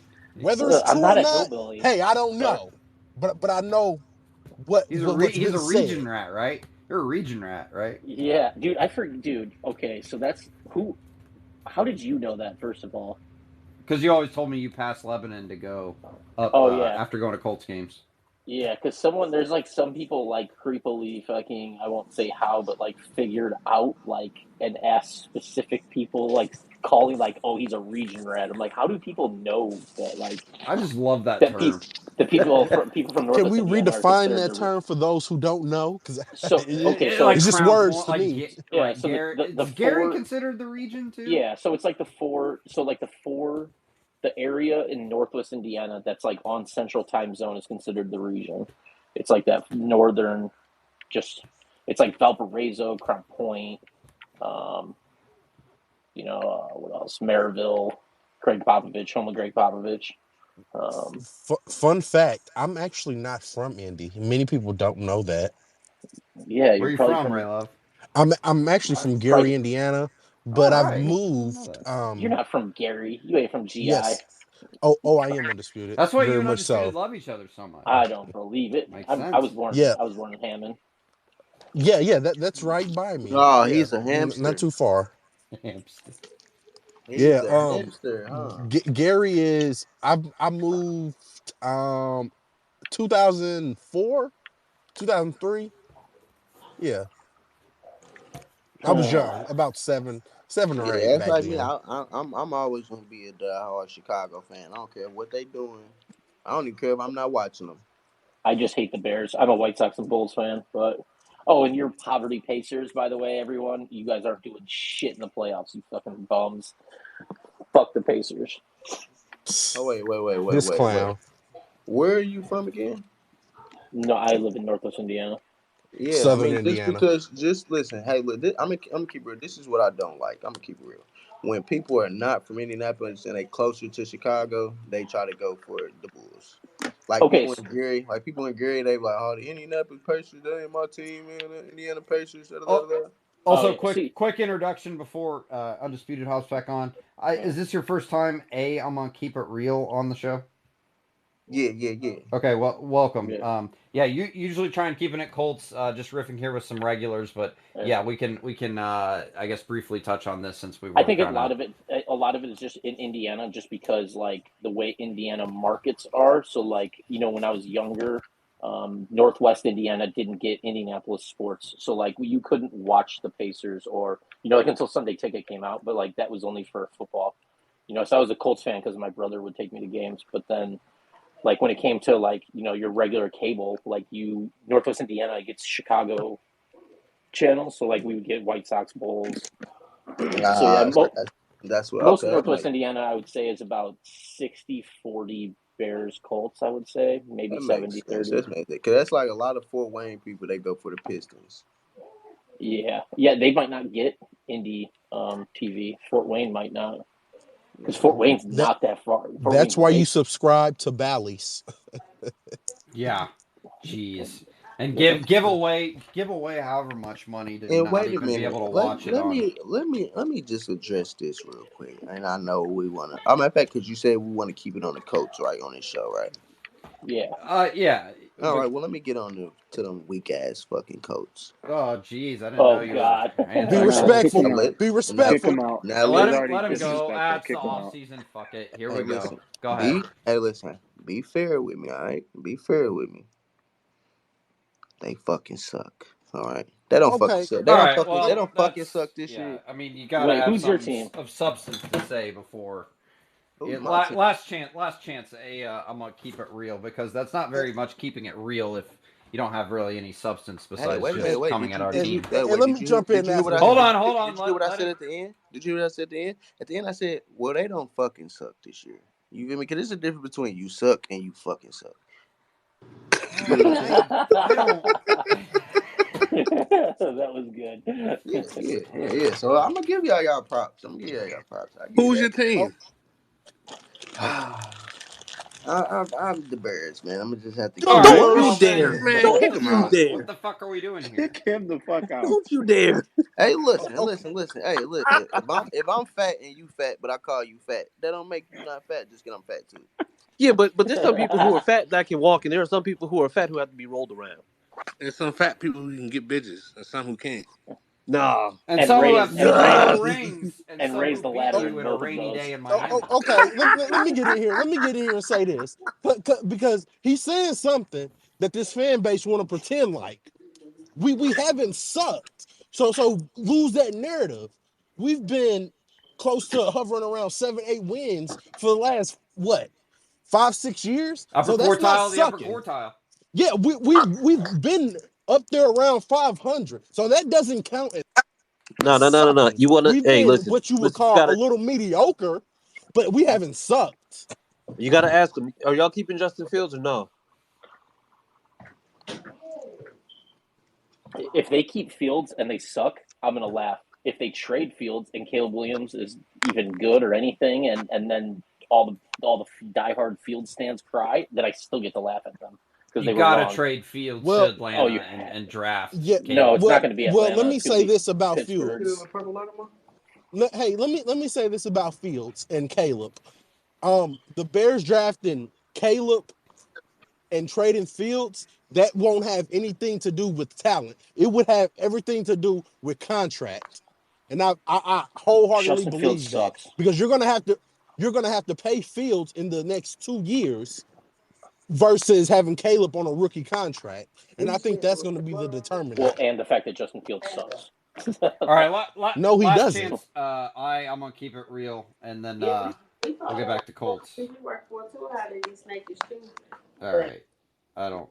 Just say Okay. sorry. And that's your mom in the Listeners tell background? them we All suck right. Yeah, as that's a Bears fan. That's my bad, guys. I didn't vet. I usually vet a little harder, but oh well. I guess it's the off season. Why not have a adversary? Anywho. Well, hey, Cole, Yeah, sure, hey, Cole. Well, once we start running roughshod next year and start whooping that ass from city to city and in our own backyard, it's gonna be a whole lot of hush mouths. But I'll let everyone talk about this 9 quarters and this and that. But I'll tell you this, like I said a couple weeks ago, baby, when the train gets rolling, don't try to jump on. Don't jump on, because it ain't gonna be no room. Love it, No Ray problem, Love. buddy. Yeah, I mean that would have been good before we kicked out the Bears fan, Ray Love. I think we're all on the same, but still absolutely love the passion, Ray Love. I got a question for y'all indie people. Yeah. I'm from DC. I'm right outside of DC, Alexandria, Virginia. So every time I come in for an indie game, I leave the same day. Why is y'all nightlife so dull? Oh, it's not. Man. It's not. You get in on the wrong day, my boy. Wrong day. It gets litty too titty in the city. Oh my man, god. we tried night and day coming there, man. We gave up years ago, man. Every time we fly in. DC, man, it has all hang with me. I'll show you the places. Yeah. Just tell me what you like. Man, I'm from show DC. You know what we like. All the lights. Illicit drugs? I mean, all the. No, not illicit drugs, like good nightlife. Like, I don't know. I went to DC a couple times. Oh, well, I was going to say, if you like illicit drugs, you know, Tin Roof is the best place to go. I'm good on that. Yeah, that's true. Hey Cole, now, I think now you for every space now, since you bring a new card, now you can like talk about a new nightlife place in Indiana every Wednesday. Yeah, there we go. Yeah, I mean, Indy Wild Beaver, man. Oh, that is my place. We haven't been able to get in the past few. We go to Thursday Pacer game, try to go to a few a year, and then go to the Wild Beaver after. But the freaking 21-year-olds from local area colleges have been flooding it because they know it has 50-cent beer, and I can't get my songs up on the karaoke. What the hell's up with that? Hey, you know what I'm saying? And I'll tell you another place they just opened, Cole. Indy Parks and Recs just opened right next to Brothers. Okay. It's a like a 3-story type of thing. And it's arcade games. It's kind of like a dance floor DJ. They just opened. I can't remember when they opened, but I went last weekend, and it was a pretty good time. Ain't nobody want to go to no Pacers games or fucking. Oh my gosh. Brothers. I don't know. I'm going hey, if you can't get in the building, just say that Undisputed. Only thing I like is their I like St. Elmo's and I like Country Kitchen. Those are the only 2 places I like to eat. St. Elmo's is the best. It's not over. Like, for as much as people talk about it. Also, did you see those hats? Those St. Elmo's hats are awesome. But for as much as people talk about it too, you'd think it'd be overrated. Nah, it's amazing. It's amazing. Definitely amazing. A lot of places, steakhouses, it's official. I kind of wish we had a St. Elmo's here in Texas. And wait, aren't you coming back Undisputed for the Bulls game? Yeah, I'm working. So the owners of the golf course by me are like kind of family friends, and they have 4 courtside seats, like 4 seats that are like on the floor. On And the wood. I hope I'm trying somebody to. kicks your beer out of your hand too while you're there. I'm trying to You have a work out horrible getting. time. Trying to work out getting 2 of them, but they want like fucking. I think it's. What did he try telling me? 1,200 a piece or something. Oh, you pay that. That's easy. That's like you can't get them for anything even remotely yeah. cheaper than that. They have 4 insane Colts season tickets. They have the Pacers, and they have the what's the fucking Noblesville fucking concert thing? What's that place called? I don't ever go there. Where's the concerts in Noblesville? What's that place called? Ruoff. Yeah. So they have like 4 basically season tickets to that where it's like VIP every single concert that's there. Like it's insane. So And I'll tell you something too, Undisputed. If you want to spend a little change, when you come to Banker's Life, they have suites available for $800, and you get unlimited wine, food, dude, and you guys beer. really are fucking poverty. You can get a suite for $800. It depends what game. Exactly. I like to. We do need to do. Oh my Ray Love. goodness, dude. We Yeah, I need can to live like a king freaking. up there. We need to buy the upper section now. You can get it for shitty games for like Tuesday night games for like $4,500, and it seats 30 people with food and drink. Man, Dude, if you get 30 people to divide by Oh like yeah. $5,000. So we went to a comedy show.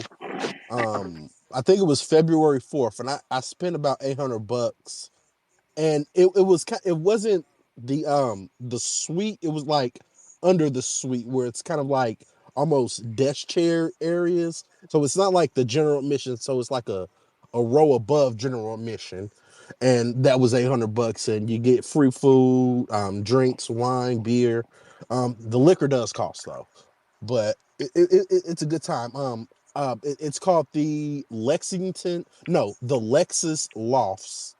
Do you know what it costs to do this at a Bulls game? Like a real franchise with a real fucking stadium? Well, how is that a Well, who brag? goes How to is that a Bulls brag to games? spend way more money for the same product?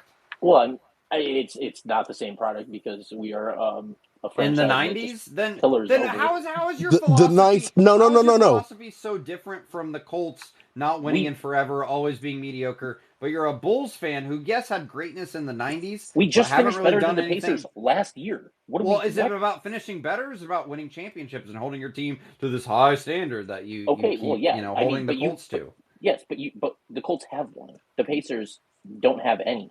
They have never sat at the table. They are just. I'm still, comparing your Colts fandom to your Bulls fandom. They're at the door I waiting. feel like No, it's disingenuous no, to. it's okay. No, but it's just like when Pacers or when Colts fans say to rightfully so to Texans and Titans and Jaguars fans that they don't have a championship. It's the same thing I'm doing. You guys don't. You guys are the guy at the door. You're You're at the living off the greatest you're at the player door. in NBA Hey, history. way That's to all you acknowledge have. greatness. Hey, you're at the door of the VIP club trying to get in, but can't get in because you I just must have aren't missed there where yet. LeBron was a Chicago Bull. No. I love I don't wanna hear Chicago, but yeah. So like, if you go to Chicago, like you can have a nightlife after the game, but the United Center is in the hood though, so be careful on that west side. Well, yeah, just what Uber's for, dude. You know, you got to I can slide dig down it. Madison. Yep. Well, I don't want to get You're not gonna robbed. get Nah, robbed. you I don't good. I You have mean, that good around problem that dude, way. it used to be in two. It used Indy. to be two. The White Sox Stadium, like Now the around White White Sox the don't go to the Freeney White Green. Sox joint. No, fuck I'm no. The going that White Sox train at Park. night. No, the White Sox Park is absolutely amazing. It's one of the best baseball parks, dude. How Bro, easy it I'm a is to get North to. Sider, Can you baby. catch the train Wrigley. after? Wrigley Field, and Can you're you catch gonna the rail say line after the game? Wrigley Field is a fucking dump. it's You guys pee in historic. horse troughs, dude. Of course, that's awesome. I wish I could pee in a horse trough at Lucas Oil Stadium. What are you talking about? Dude, it's disgusting. That Yeah, place I don't know about that one, is Cole. an absolute dump. It's old. With the one of the fucking worst franchises ever, dude. They care more about beer sales than actually putting winning Well, teams that's out. fucking true. Yeah, fuck the ownership for sure.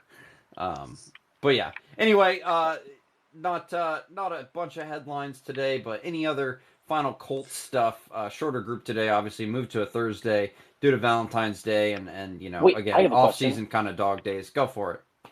Hey, how come today there was no controversy and no issue? Because we moved it to a Thursday, I guess. Well, let me Fresh off let me Valentine's add Day, that. man. Let me add that's something else true. to that. That's true. We're in the month of February, where it's supposed to be roses and rose petals. So that's probably has a little something to do with it. What? Yeah, Oh wait, Ray Love. Never mind. what? Ray, were you still trying to get in wanna say. that, or Yeah, what? that's what I was gonna. Whoa. Okay, so let me clear that up. I don't know So if we. there's no Where's misconception. Huyen to reset Um, the counter? I, I, I usually don't address things such as that, but I'll clear that up.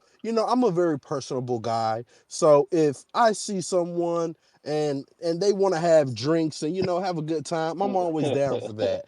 But when it comes to the other extracurriculars, I'm really a picky guy when it comes to that type of thing. Ray, Um, How dare you I'm get I'm on kind here of and just almost tell a like a lie? window yeah, shopper. I exactly. like, but I don't touch. Everyone from the group chat knows you are lying right now, and you're not. No. He tried Like, it. you He know, really tried. I'll say this. And not to sexualize Oh things, boy. but Oh boy. um, Oh boy. if someone puts a steak in front of you, you might dabble in it and cut you a piece. But I'm not looking to search any steaks. I'll say Medium that rare. much. Oh no, well done, baby. That's how I Oh like my it. God. But Oh no, you Dude, but I will take a look at some pink meat every Ray now and is a then. I'll say Oh, that. Ray I is a damn sure ain't dog. seen no well done in Listen, Indy. Cole, when the Oh space my ended last god. week, and we went to the for anyone else when Cole is done, the Colts Homer Cole post game we always do. We all had questions for Ray about what was revealed. Yeah, we'll save that for the post game shows. Anyway, around the horn here again. Appreciate everybody for hopping on. Different day, but Wednesdays back to Wednesdays at 8:30. Going forward, hopefully we get some fun news. But yeah, we're gonna get into the dog days until obviously combine, free agency. So maybe this next week or two will be a lull. But then after that, some news will pick up as well. So Adam, we'll give you first dibs. Thanks for hopping on at the end. What's up? Anything on your mind? And then we'll go around the horn here. Just combine coming up. I didn't know if anyone was going to that. Yeah, I'll be there And Saturday the 2nd, I believe. I think that's quarterback, receiver, running back day. yeah, I think I'm going that day too. Cool. So like, do you have to have? Like, I have the NFL One Pass. Is that your ticket pretty much, or no? Yes. Okay. So it's really annoying too because if you bring someone else who like doesn't know how to do it, they have to sign up all through like their thing. So you used to be able to like put 6 tickets in your one pass, but now each person has to get a ticket. So Anita, who's kindly on the call here, I sent her a spam email of like, hey, signed her up for it, so she has access. So not sure if she's going with me or not. Might take my little brother. But yeah, I'll be there Saturday for sure. Should be fun. Well, just tell them Ray Love and you get in for free, I mean, baby. it's Oh, basically free already, so you just have to It is, download. yeah. Well, or you get in without a ticket. Just tell them Ray Love. Yeah, They'll set you up with it's special so Nah, treatment. annoying though. You used to be able to like I get maybe not allowing people to get 6 tickets, but like why make your significant other or whoever you're taking like you should at least get 2 tickets without having to sign up a whole new account, yeah, email address. Ugh, such a pain. yeah. Yeah, that's all I really had. I mean, just we got free agency coming up not too long after the um, combine and everything, and then ready for the draft. Really, Oh, and let me add something in there too. If you're looking to go to the Lucas Oil Stadium for the workouts, bring headphones because it's real silent, but they do some type of simulcast that you can listen to on your Mm-hmm. phone as well. So bring Yeah, the headphones. first few years it was like you had to get in there early and they give you a special listening device. But yeah, now you're able to use headphones. So should be cool there to just hear the underwear Olympics as they say. So not as fun when you're not looking for a quarterback, but hey, I still like to kind of see the young prospects. So maybe I should go on like cornerback edge day and really scout the guys. But I need to see some balls in the air if I'm gonna really Whoa, care about pause. football. Pause. Ball, hey, Pause. yeah, Balls to the wall, baby. there you go. Super pause. Augustine, you had your hand up. What's up, man? Yeah, just to conclude, a topic away from the Colts. I'm just curious to know where those Steve Wilkes is gonna end up. Really unfortunate that he was scapegoated by the 49ers. So I hope he can get a chance somewhere else this season. Might be hard, because like mostly every team already has their staff already, structured. So we'll see. Yeah, that sucks. He went from definitely should have been the Panthers coach to what had 1 year. Arizona was it where he was the head coach and then fired after 1 year, and now to the 49ers getting kind of scapegoated. I think's the right word. It's tough because there is an element of Shanahan has had I don't think it's a minority head coach thing by any means. I just think it's kind of a unfortunate thing for Wilkes. Honestly, if I were Wilkes, I'd go to college football. But even college football, the way the NIL is, the way all those jobs have been filled, hard to be able to get a job there too. So maybe become a media darling with NFL Network for a year or something. Take a year off and go get work after that might be his best bet. But yeah, I was surprised to see that too. And let me Go ahead. jump in too, Cole. I want to say some things. Um, Anthony Richardson's odds. Everyone's high on this guy, so I don't get why this fan. And I brought this up, and Undisputed didn't answer my question. I asked him, "Is he a man of God?" He didn't answer me. But I brought this up to say this. A lot of things people don't realize or can't see that they can't touch or feel. But sometimes you just have to base it off belief. And Anthony Richardson, he's gonna be that dude. Let's stop pretending like he's not that dude. Fourth overall for a reason. For a reason. If he wasn't that dude, he would have went 33. Let's just be honest and call a spade a spade. He would have went 33 if he wasn't that dude. So I mean, I'll chime in, but But like fourth overall, and you really don't know what you have. Well, let's be real, we really don't. oh We've seen flashes. oh We've seen flashes of what you he can know. do, but he's really not proven to be anything yet. Let me ask this then. Why are we saying flashes? Because it was 4 Not games. Yeah, even he's got to be If on he the would have had field a to whole prove season, something. it wouldn't have been flashes. It would have been the goddamn real not Hey, the even thing. best Ballard. availability is Hey, availability. hey, Just Ray, listen. saying. Hey, I not get even this. Ballard has sold that. A guy lands on your shoulder, anything can happen, Ray, man. It So can. let's not act like he's injury It prone. can. Let's I'm not not act saying like he's he's injury injury prone. I'm just prone. saying you have to be on the field to be able to prove something. Ray, but I remember, even your body Ballard said that AR was exactly. raw, and the pick was on his potential of what he can become. So, Yes. so He said How that many before he seen Anthony No, no. how He play. many just times did no, Let's we not no. were forget He yelling that. at just Yuck? said that like last week. Don't Yeah. go back now. No. Let's address it. Let's I'll address read it. the quote. I got it. He said, let's not crown him yet. Yeah. Let's not crown him We yet. can't crown He him didn't yet. say, oh, we don't know about this. No, he didn't say that. So I'll read the stop quote. trying to make Don't that worry. Don't BS worry. I have the narrative. quote. Let me find it. Yeah. Do you want to read it? Do you want to Nope. paraphrase I'm it? gonna read. I'm How gonna do you read the want it? exact quote. If I could find it, where did it go? But how many years were we Well, let me telling Andrew Luck paraphrase to it. slide and all that stuff? All Whoa. that shit. Okay, guys. Anthony's not taking these big hits that aren't warranted. Yes, I get the concussion and thing, but the shoulder play, that was a routine play. A routine play. This guy isn't taking hey, Ray, I'm there. Josh Allen Ray, type of I'm hits. there. I'm there with you. I'm just saying that. All Hey, right. I believe that he has potential to become a good quarterback. Because of his traits, because of what he brings to the table. Now, there's wrong. We have to recognize at the same time that he is very raw. He hasn't had he didn't have He's not. He's not. no. I'm just He is raw. saying what I think. I'm just saying what I think. You don't have to agree, and that's fine.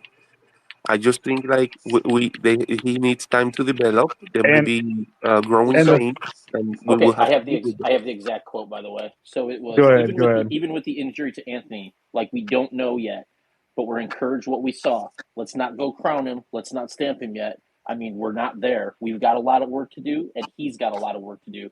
But it's encouraging. Hey, man, that's GM talk. Of course, he's not going to say this guy's the freaking Patrick Oh my Mahomes. Of course, god, what do you want to come out and say? dude! Well, no. In actuality, what do you want him to come out and say? Um, You want him to say, "Be safe," and we still have to see more. You Of gotta course, we treat have to see this more. next season in 2024 as his rookie year, because No. yes, This is going to be the Super Bowl year. Super Bowl. look. I want to Hey, hey, win. I want to win too. I want to win boys, too. get But your tickets ready to New Orleans. Get them ready. Start booking those hotels, getting those flight arrangements in order. Because I know the price is going to go up. I know, however you like it. Southwest, I Delta, hope my season Hopper. tickets don't go up. I'm the first year. They're going to go up a lot. Trust me. Damn it. okay. When you see Alec Pierce catching 60-yard bombs, that price is Oh my skyrocketing. god. It's skyrocketing. Hey, dude! Now I've heard like the trifecta of like bad players, freaking for Ray to hype up. We've had Daryl Baker, Tony Brown, and Hey, did you Alec get him something Pierce. for Valentine's Day, Ray? Whoa. Hey, guys. Valentine's is You might, 50% off now, bro. You can get him something. I don't know if you guys are going to show up to training camp, but I plan to show up and have my Daryl Baker jersey on. Daryl You Baker. If he's better. on the roster, of course. No. I'm not allowing this. Ray Love, you have turned your back on Daryl Baker too many times. I've said too. When are you getting a jersey? I don't think you have a jersey. I'm gonna call your bluff. You better have one by training Well, camp. Post it no. right We can now. get him. Post it in the I can chat. get him to sign I it. don't have a jersey. He'll I don't have sign a it. jersey. He will but sign I'm it at planning training to camp. I get one. guarantee you that. He'll be like, It'll "Holy be shit, cut the I'm next he's the planning day. to only get person one. with one." He'll be shoving the children down for autographs and be like, "That guy has my jersey. I'm going to sign it." Can you Hey, imagine? I'll get his jersey, even if I have to get it customized. Oh, you I'll got to get get a it Daryl Baker customized. jersey. They don't fucking sell the stock. Can you imagine Ray getting the Baker Jr. jersey, and then then the Colts like end cutting him before starting the season or something like that? Hey, if Daryl Baker gets cut and I get his jersey, I'll just give it to Cole, Okay. and he can put it in the Yeah, collection. I love that more than anything. Yeah. And in 10 It won't years, even he be can worth pull the it back collection. out. No. Every jersey is welcome in my collection. Don't you put that in the air, Adam. Appreciate it. Let's get to Jameson. Have been patient. Not sure if you've been on the show before, Jameson. I see you follow me. Had your hand up earlier. What's up, man? And then we'll kind of wrap it up here. Yeah, hey man. I've been in here before. I've never actually spoke. Oh yeah, I've recognized your voice. But big fan. But I just wanted to ask. My buddy's a big Ravens fan, and he sent me something earlier about the Kenny Moore. I believe he's a free agent this year, and he's talking about the Ravens picking him up. I just wanted to know your guys' thoughts on if I'm pretty confident that we're going to re-sign him, and if you guys think we should re-sign him. And I just wanted to add something on the Anthony Richardson thing. Is I kind of am like half and half with you guys. I know I was kind of joking around a little bit, but I think that he proved in the little time that he did play that he was better than what a lot of people, all of his haters, were saying. And he's got a lot to grow on, but I do think that he has showed enough to get you excited about the next few years. Yeah, couldn't agree more about the Richardson take. Yeah, I'll agree with that. 30 to 1 odds. Yeah. I'll agree. 30 to 1 odds to win MVP. Yeah, I will agree. He Wow. was better than expected. Yeah, 30 to 1. There's like 100 people in front of him, dude. Jesus Christ. 30 to No, 1 it's not. still not No, the it's best not. return. Well, let's answer his Kenny Moore question first, and then we can argue a little AR before we get off here, because why not do the same thing we've done for every other week since I've been hosting this show. But Hell yeah. great question about Kenny Moore. Honestly, the Ravens would be a great fit for him. I can see why your buddy's excited, but I am like 60-40. I think I might have said 65-35 that we would re-sign him. All comes down to price. Like he's obviously been our most consistent defender aside from DeForest Buckner, probably for these past few years. Had his kind of pouty boy Damn you. moment coming into the training camp a few years ago before he had his deal. Made him play out his last deal, but since then, been back to that solid, couple interceptions a season, 3, 4 interceptions a season, slot corner. And I think you have to have him. It depends. If we were to blow out the bank for a true cornerback one, I could see us trying to make up for that money and not re-signing Kenny. But I would prefer to re-sign Kenny. But in terms of the likelihood that I think it's going to happen, a little more favorable if he stays than a coin flip to me. Does anybody else feel strongly about Kenny Moore re-signing? I would say we Look out for the name Kendall Fuller. Look out for that no. name. It's But coming down the but pipeline. yeah, I would say we need to Harvey. definitely re-sign Kenny because we definitely don't need Daryl Baker on the team. Nope. He's He'll be there. We're, Maybe we're on the team's we're role, talking but he'll be there. likelihood. I mean, I appreciate that, Adam. From a likelihood standpoint, do you think we're trying to save money to like gear up for maybe spending it elsewhere? Maybe Grover too. Obviously, how much he's going to cost. The Pittman contract's going to cost a lot. Yeah. Gardner's still in play of re-signing. So, question to the group of the likelihood of Kenny Moore returning. Let me say this, boys. We have about 66 million as of right now.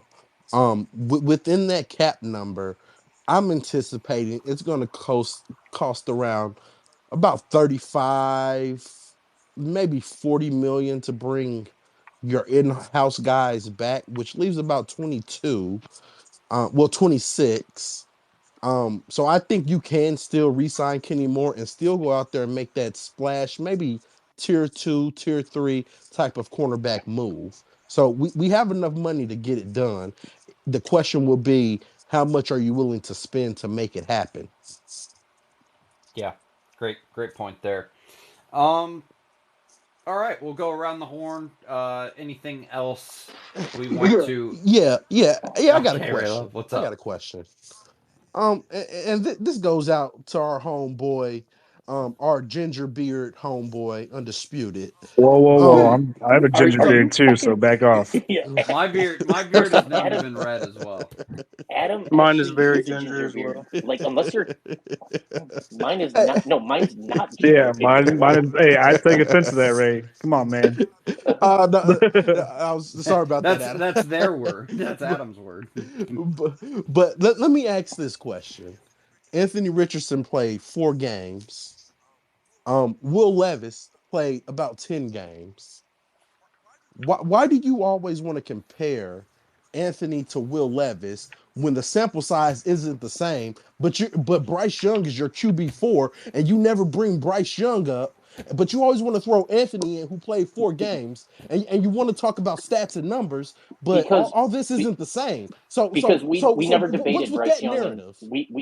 because the debate in Colts Twitter was always AR and Levis. I don't think There's some I don't think Stroud. there's There a was No, some lot of Stroud compare people. him sprinkled to in. the same Yeah, well, amount of there's Stroud. guys. There was some Stroud, but like So you're not I think comparing him to anyone else but AR that played 4 games. I It think makes AR no is better than Bryce sense. Young. Okay, I think AR is better than Bryce Young. I always To did. to No, I always had him to above. be fair, Ray Love, I think too. When it came down to it, it was the option was either Richardson or Levis. Like Yeah. we never had a chance at Stroud or Young. but this was my thing, Cole, is the picks are made, baby. That's in. So we're comparing these guys to their draft class, not where they were drafted. Compare them to the guys that are in their draft. So that's my whole thing. Compare him to CJ. Compare him to Bryce.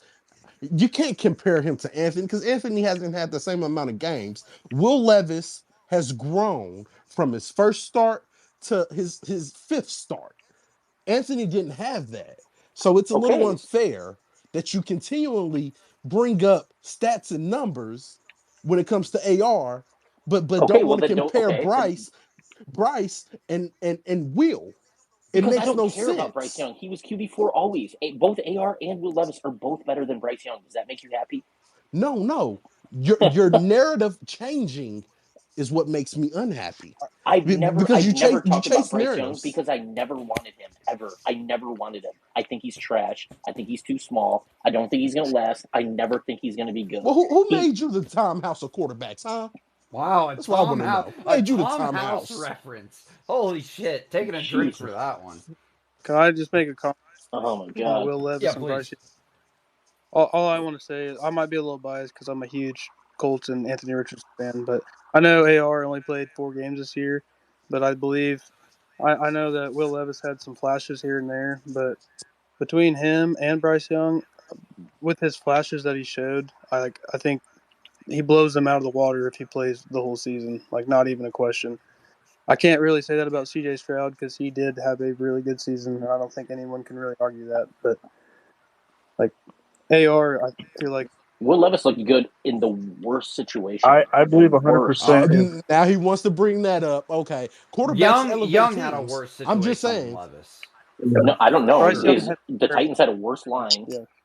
I think Will Yeah. Bryce Levis Young had also Like no separate. Bryce Young had Will Frank Levis also Reich. had DeAndre Hopkins. yeah, I'm Frank not Reich kills talking down on our quarterbacks. wide receivers, but DeAndre Hopkins doesn't get any hardly separation anymore.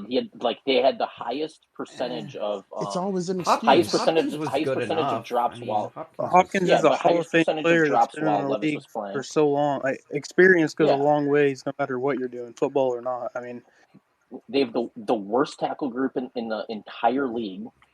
Faced the most pressure in the entire league, while having the highest air yards per. In But the yeah, but league. also air like Let's not Levis. forget the Yeah, air yards. that's kind of unfair, undisputed, because you did just hammer AR. You know that week 1 game about his short throws to the right, and then all of a sudden you're. I didn't have. Yeah, you did. You did. What are you talking about? Okay, no, that's not His what I did. No, accuracy no, Whoa, no, being let's no. not backtrack. overinflated Let's said not no. backtrack. because of short No. throws to the right. Yes, I said that. No, because everyone wanted to say, "Oh, look, he was 60%. Look, his accuracy is 6." And I said, "Well, okay, we have to look at this. It's all just short throws." But then to the Levis right. can only throw Will it Levis. deep.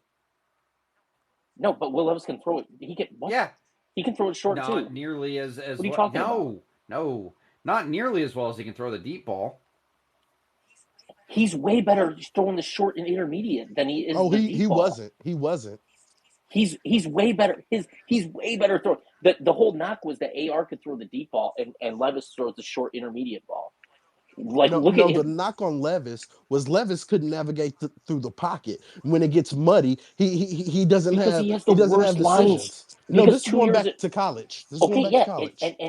at Kentucky, his last year, he had one of the worst lines in the country, and then he went to the Titans and had one of the worst lines in the league here. Okay, let me say this then. Let me Bijan say is better this. than And all the statistics back it up. I can't trust the guy who got beat out by Sean Clifford That and doesn't made him move matter. Joe schools. Burrow got beat out by I can't JT care about a Barrett. guy like that. I Joe can't Burrow care got beat about a out by guy like JT that. Barrett. I Joe can't care Burrow about got a beat out guy. by JT Barrett. Okay, JT Barrett was a solid option. But Okay. Sean Clifford. Sean Clifford, come on now, get real. pre-Trey. Sean Clifford Pre-Trey. All right. ran him out of town. Any other Colts topics before we get out of here and see everybody next Wednesday? Again, appreciate the change to the Thursday tonight to accommodate Valentine's Day. But yeah, go ahead. Hey Cole. Do I see some smoke in the bottom of the participants here? What do we do having these Texans fans Oh here? yeah. We hey we got an ass whooping coming Yeah. for them. Yeah. We got an ass Talk whooping the coming shit. for Yeah. them. They haven't. Nobody's Ass whooping requested. coming. I'd gladly They, let them on. they got away with one. They got away with one. Fuck, I Oh know yeah, D'Amico zero at Ryan. preschool. I can't wait to see those boys again. Oh yeah.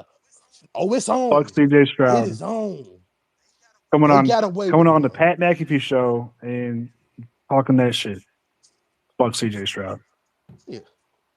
Yeah, Stroud's a bum. He's a He's not a bum. bum, We but just let's be real. Fuck him. complimented him. We just No, complimented Stroud's him a the whole bum. time, and then we see 3 Texans fans have joined the space graciously, and now all of a sudden we just have to shit talk CJ Stroud. Sorry about you. Hey, this is a division rivalry, baby.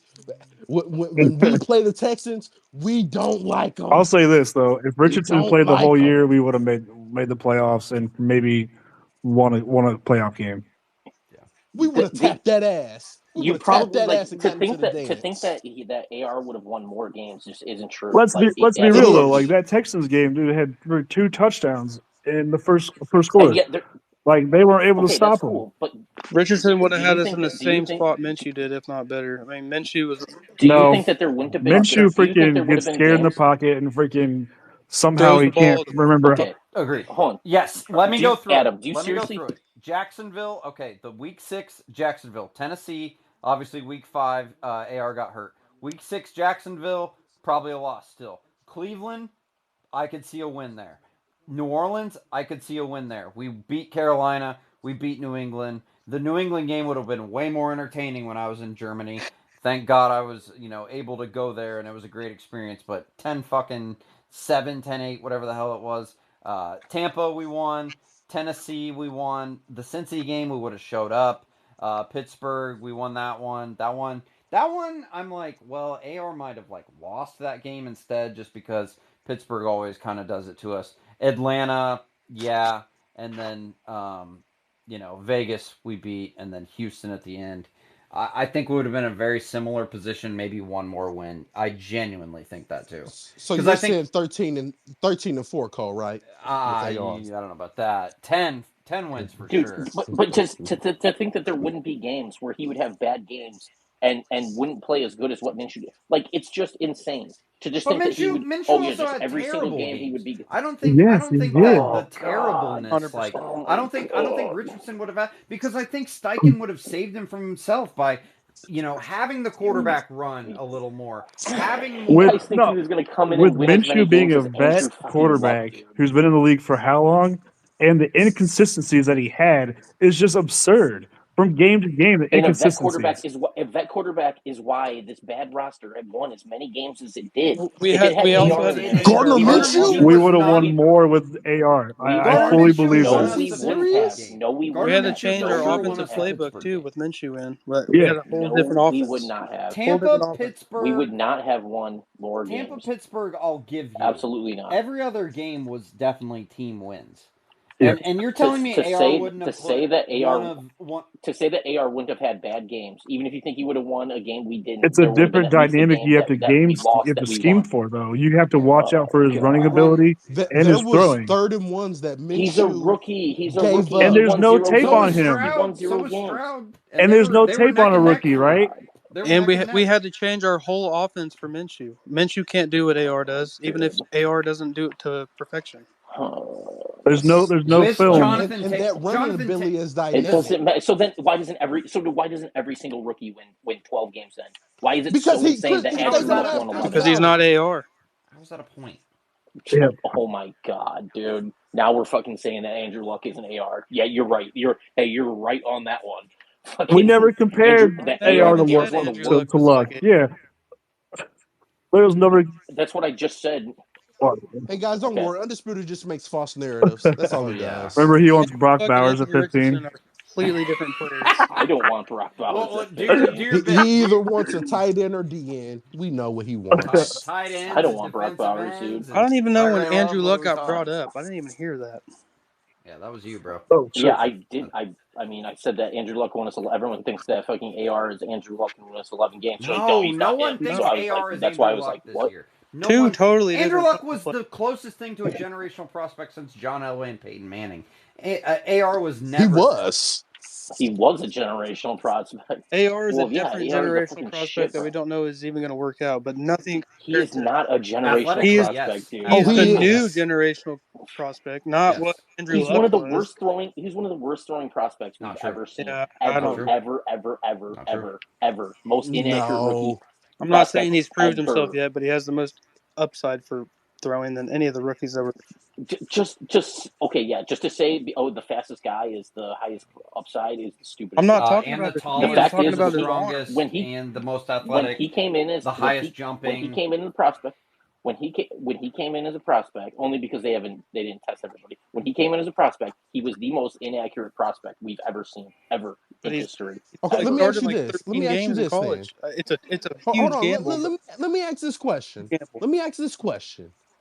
From year 1 of college to year 2, do quarterbacks make strides completion percentage wise? It's just simple Wait, yes or no. wait. Simple yes or no. Just in college? Just simple yes or no. Just in Let's college? say college Is that anymore. what Yes. you're asking? From year 1 to year Some 2. do, some don't.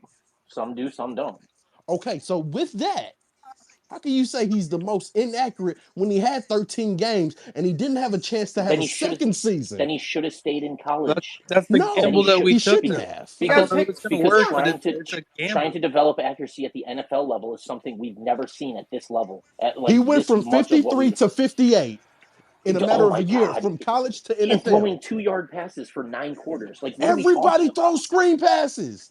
And no, don't say it Tom was Brady did it every his whole pass was a career. screen pass.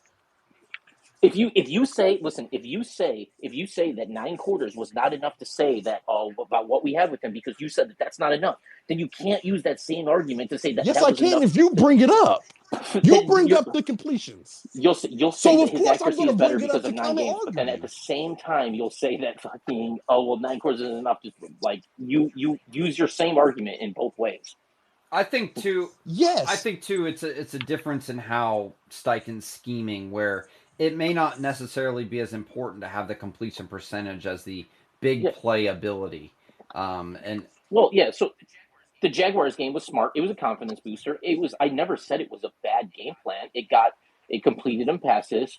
if it It weren't for focused special on teams, we areas win where that game.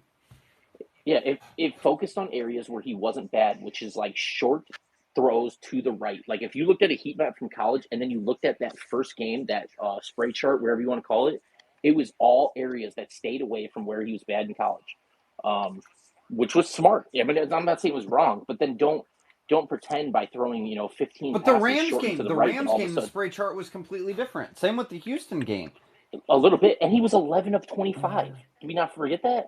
I mean, I don't know. We're if Oh, we got let's if we not act got to like get into it the wasn't analytics drops in again, I'm there. not a chart guy. I just know that Anthony Richardson has the tools to win more games than any other rookie quarterback prospect That's this just year. Yes, not he true. does. You saw the speed. Just because you saw the deep ball, the leadership of men. Yep. Hey, the fastest quarterbacks were definitely in the Super Bowl this year, weren't they? What did Mahomes run? Like a 4.7? Like a 4.8 something. He ran for He's got a 4.6. milk boy. Maybe. No, he didn't. No, he didn't. Dude, You sure hold he on. didn't run 4.4? No, he did not even come No, close. he did not. Dude, He looks he's 4.4. All right. He he's looks like a 4.4 when he 4.8. gets All running. right.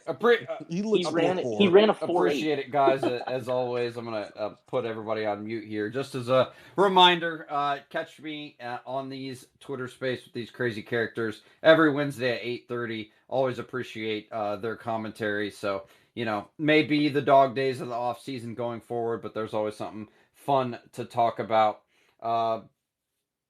Just a reminder. Visit Rose Inc. Official on Instagram, Rose Inc. PMU. All can be found via Anita B. Beauty LLC. In the Google machine, you'll find her website for her tattooing wing of her business and her eyebrows, microblading, and permanent eyeliner wing of her business. That is Rose Inc. Official, Rose Inc. PMU, and you can find it all by Googling Anita B. Beauty LLC as you have been in years past. Always been my presenting sponsor here.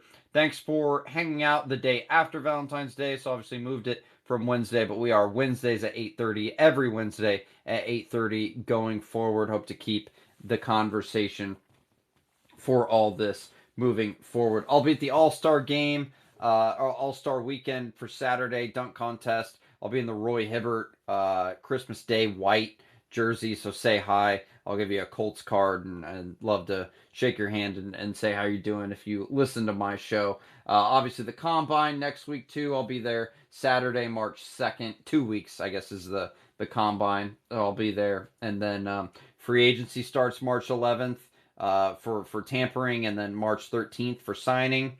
And then it's all draft talk all the time until April 20-something, late April to get our guy. So appreciate it. Catch me on the Twitters. Catch me on YouTube now and Spotify. I drop these episodes the same night. YouTube usually takes me the next day, but Spotify I'll get up as soon as I can. But as always, really appreciate everybody for joining in, all the speakers on here. Can't say how much I'm grateful for people wanting to chime in on this show, and letting me voice my Colts opinion too. Always happy to talk about it. Thanks everybody, and we will see you Wednesday at 8:30.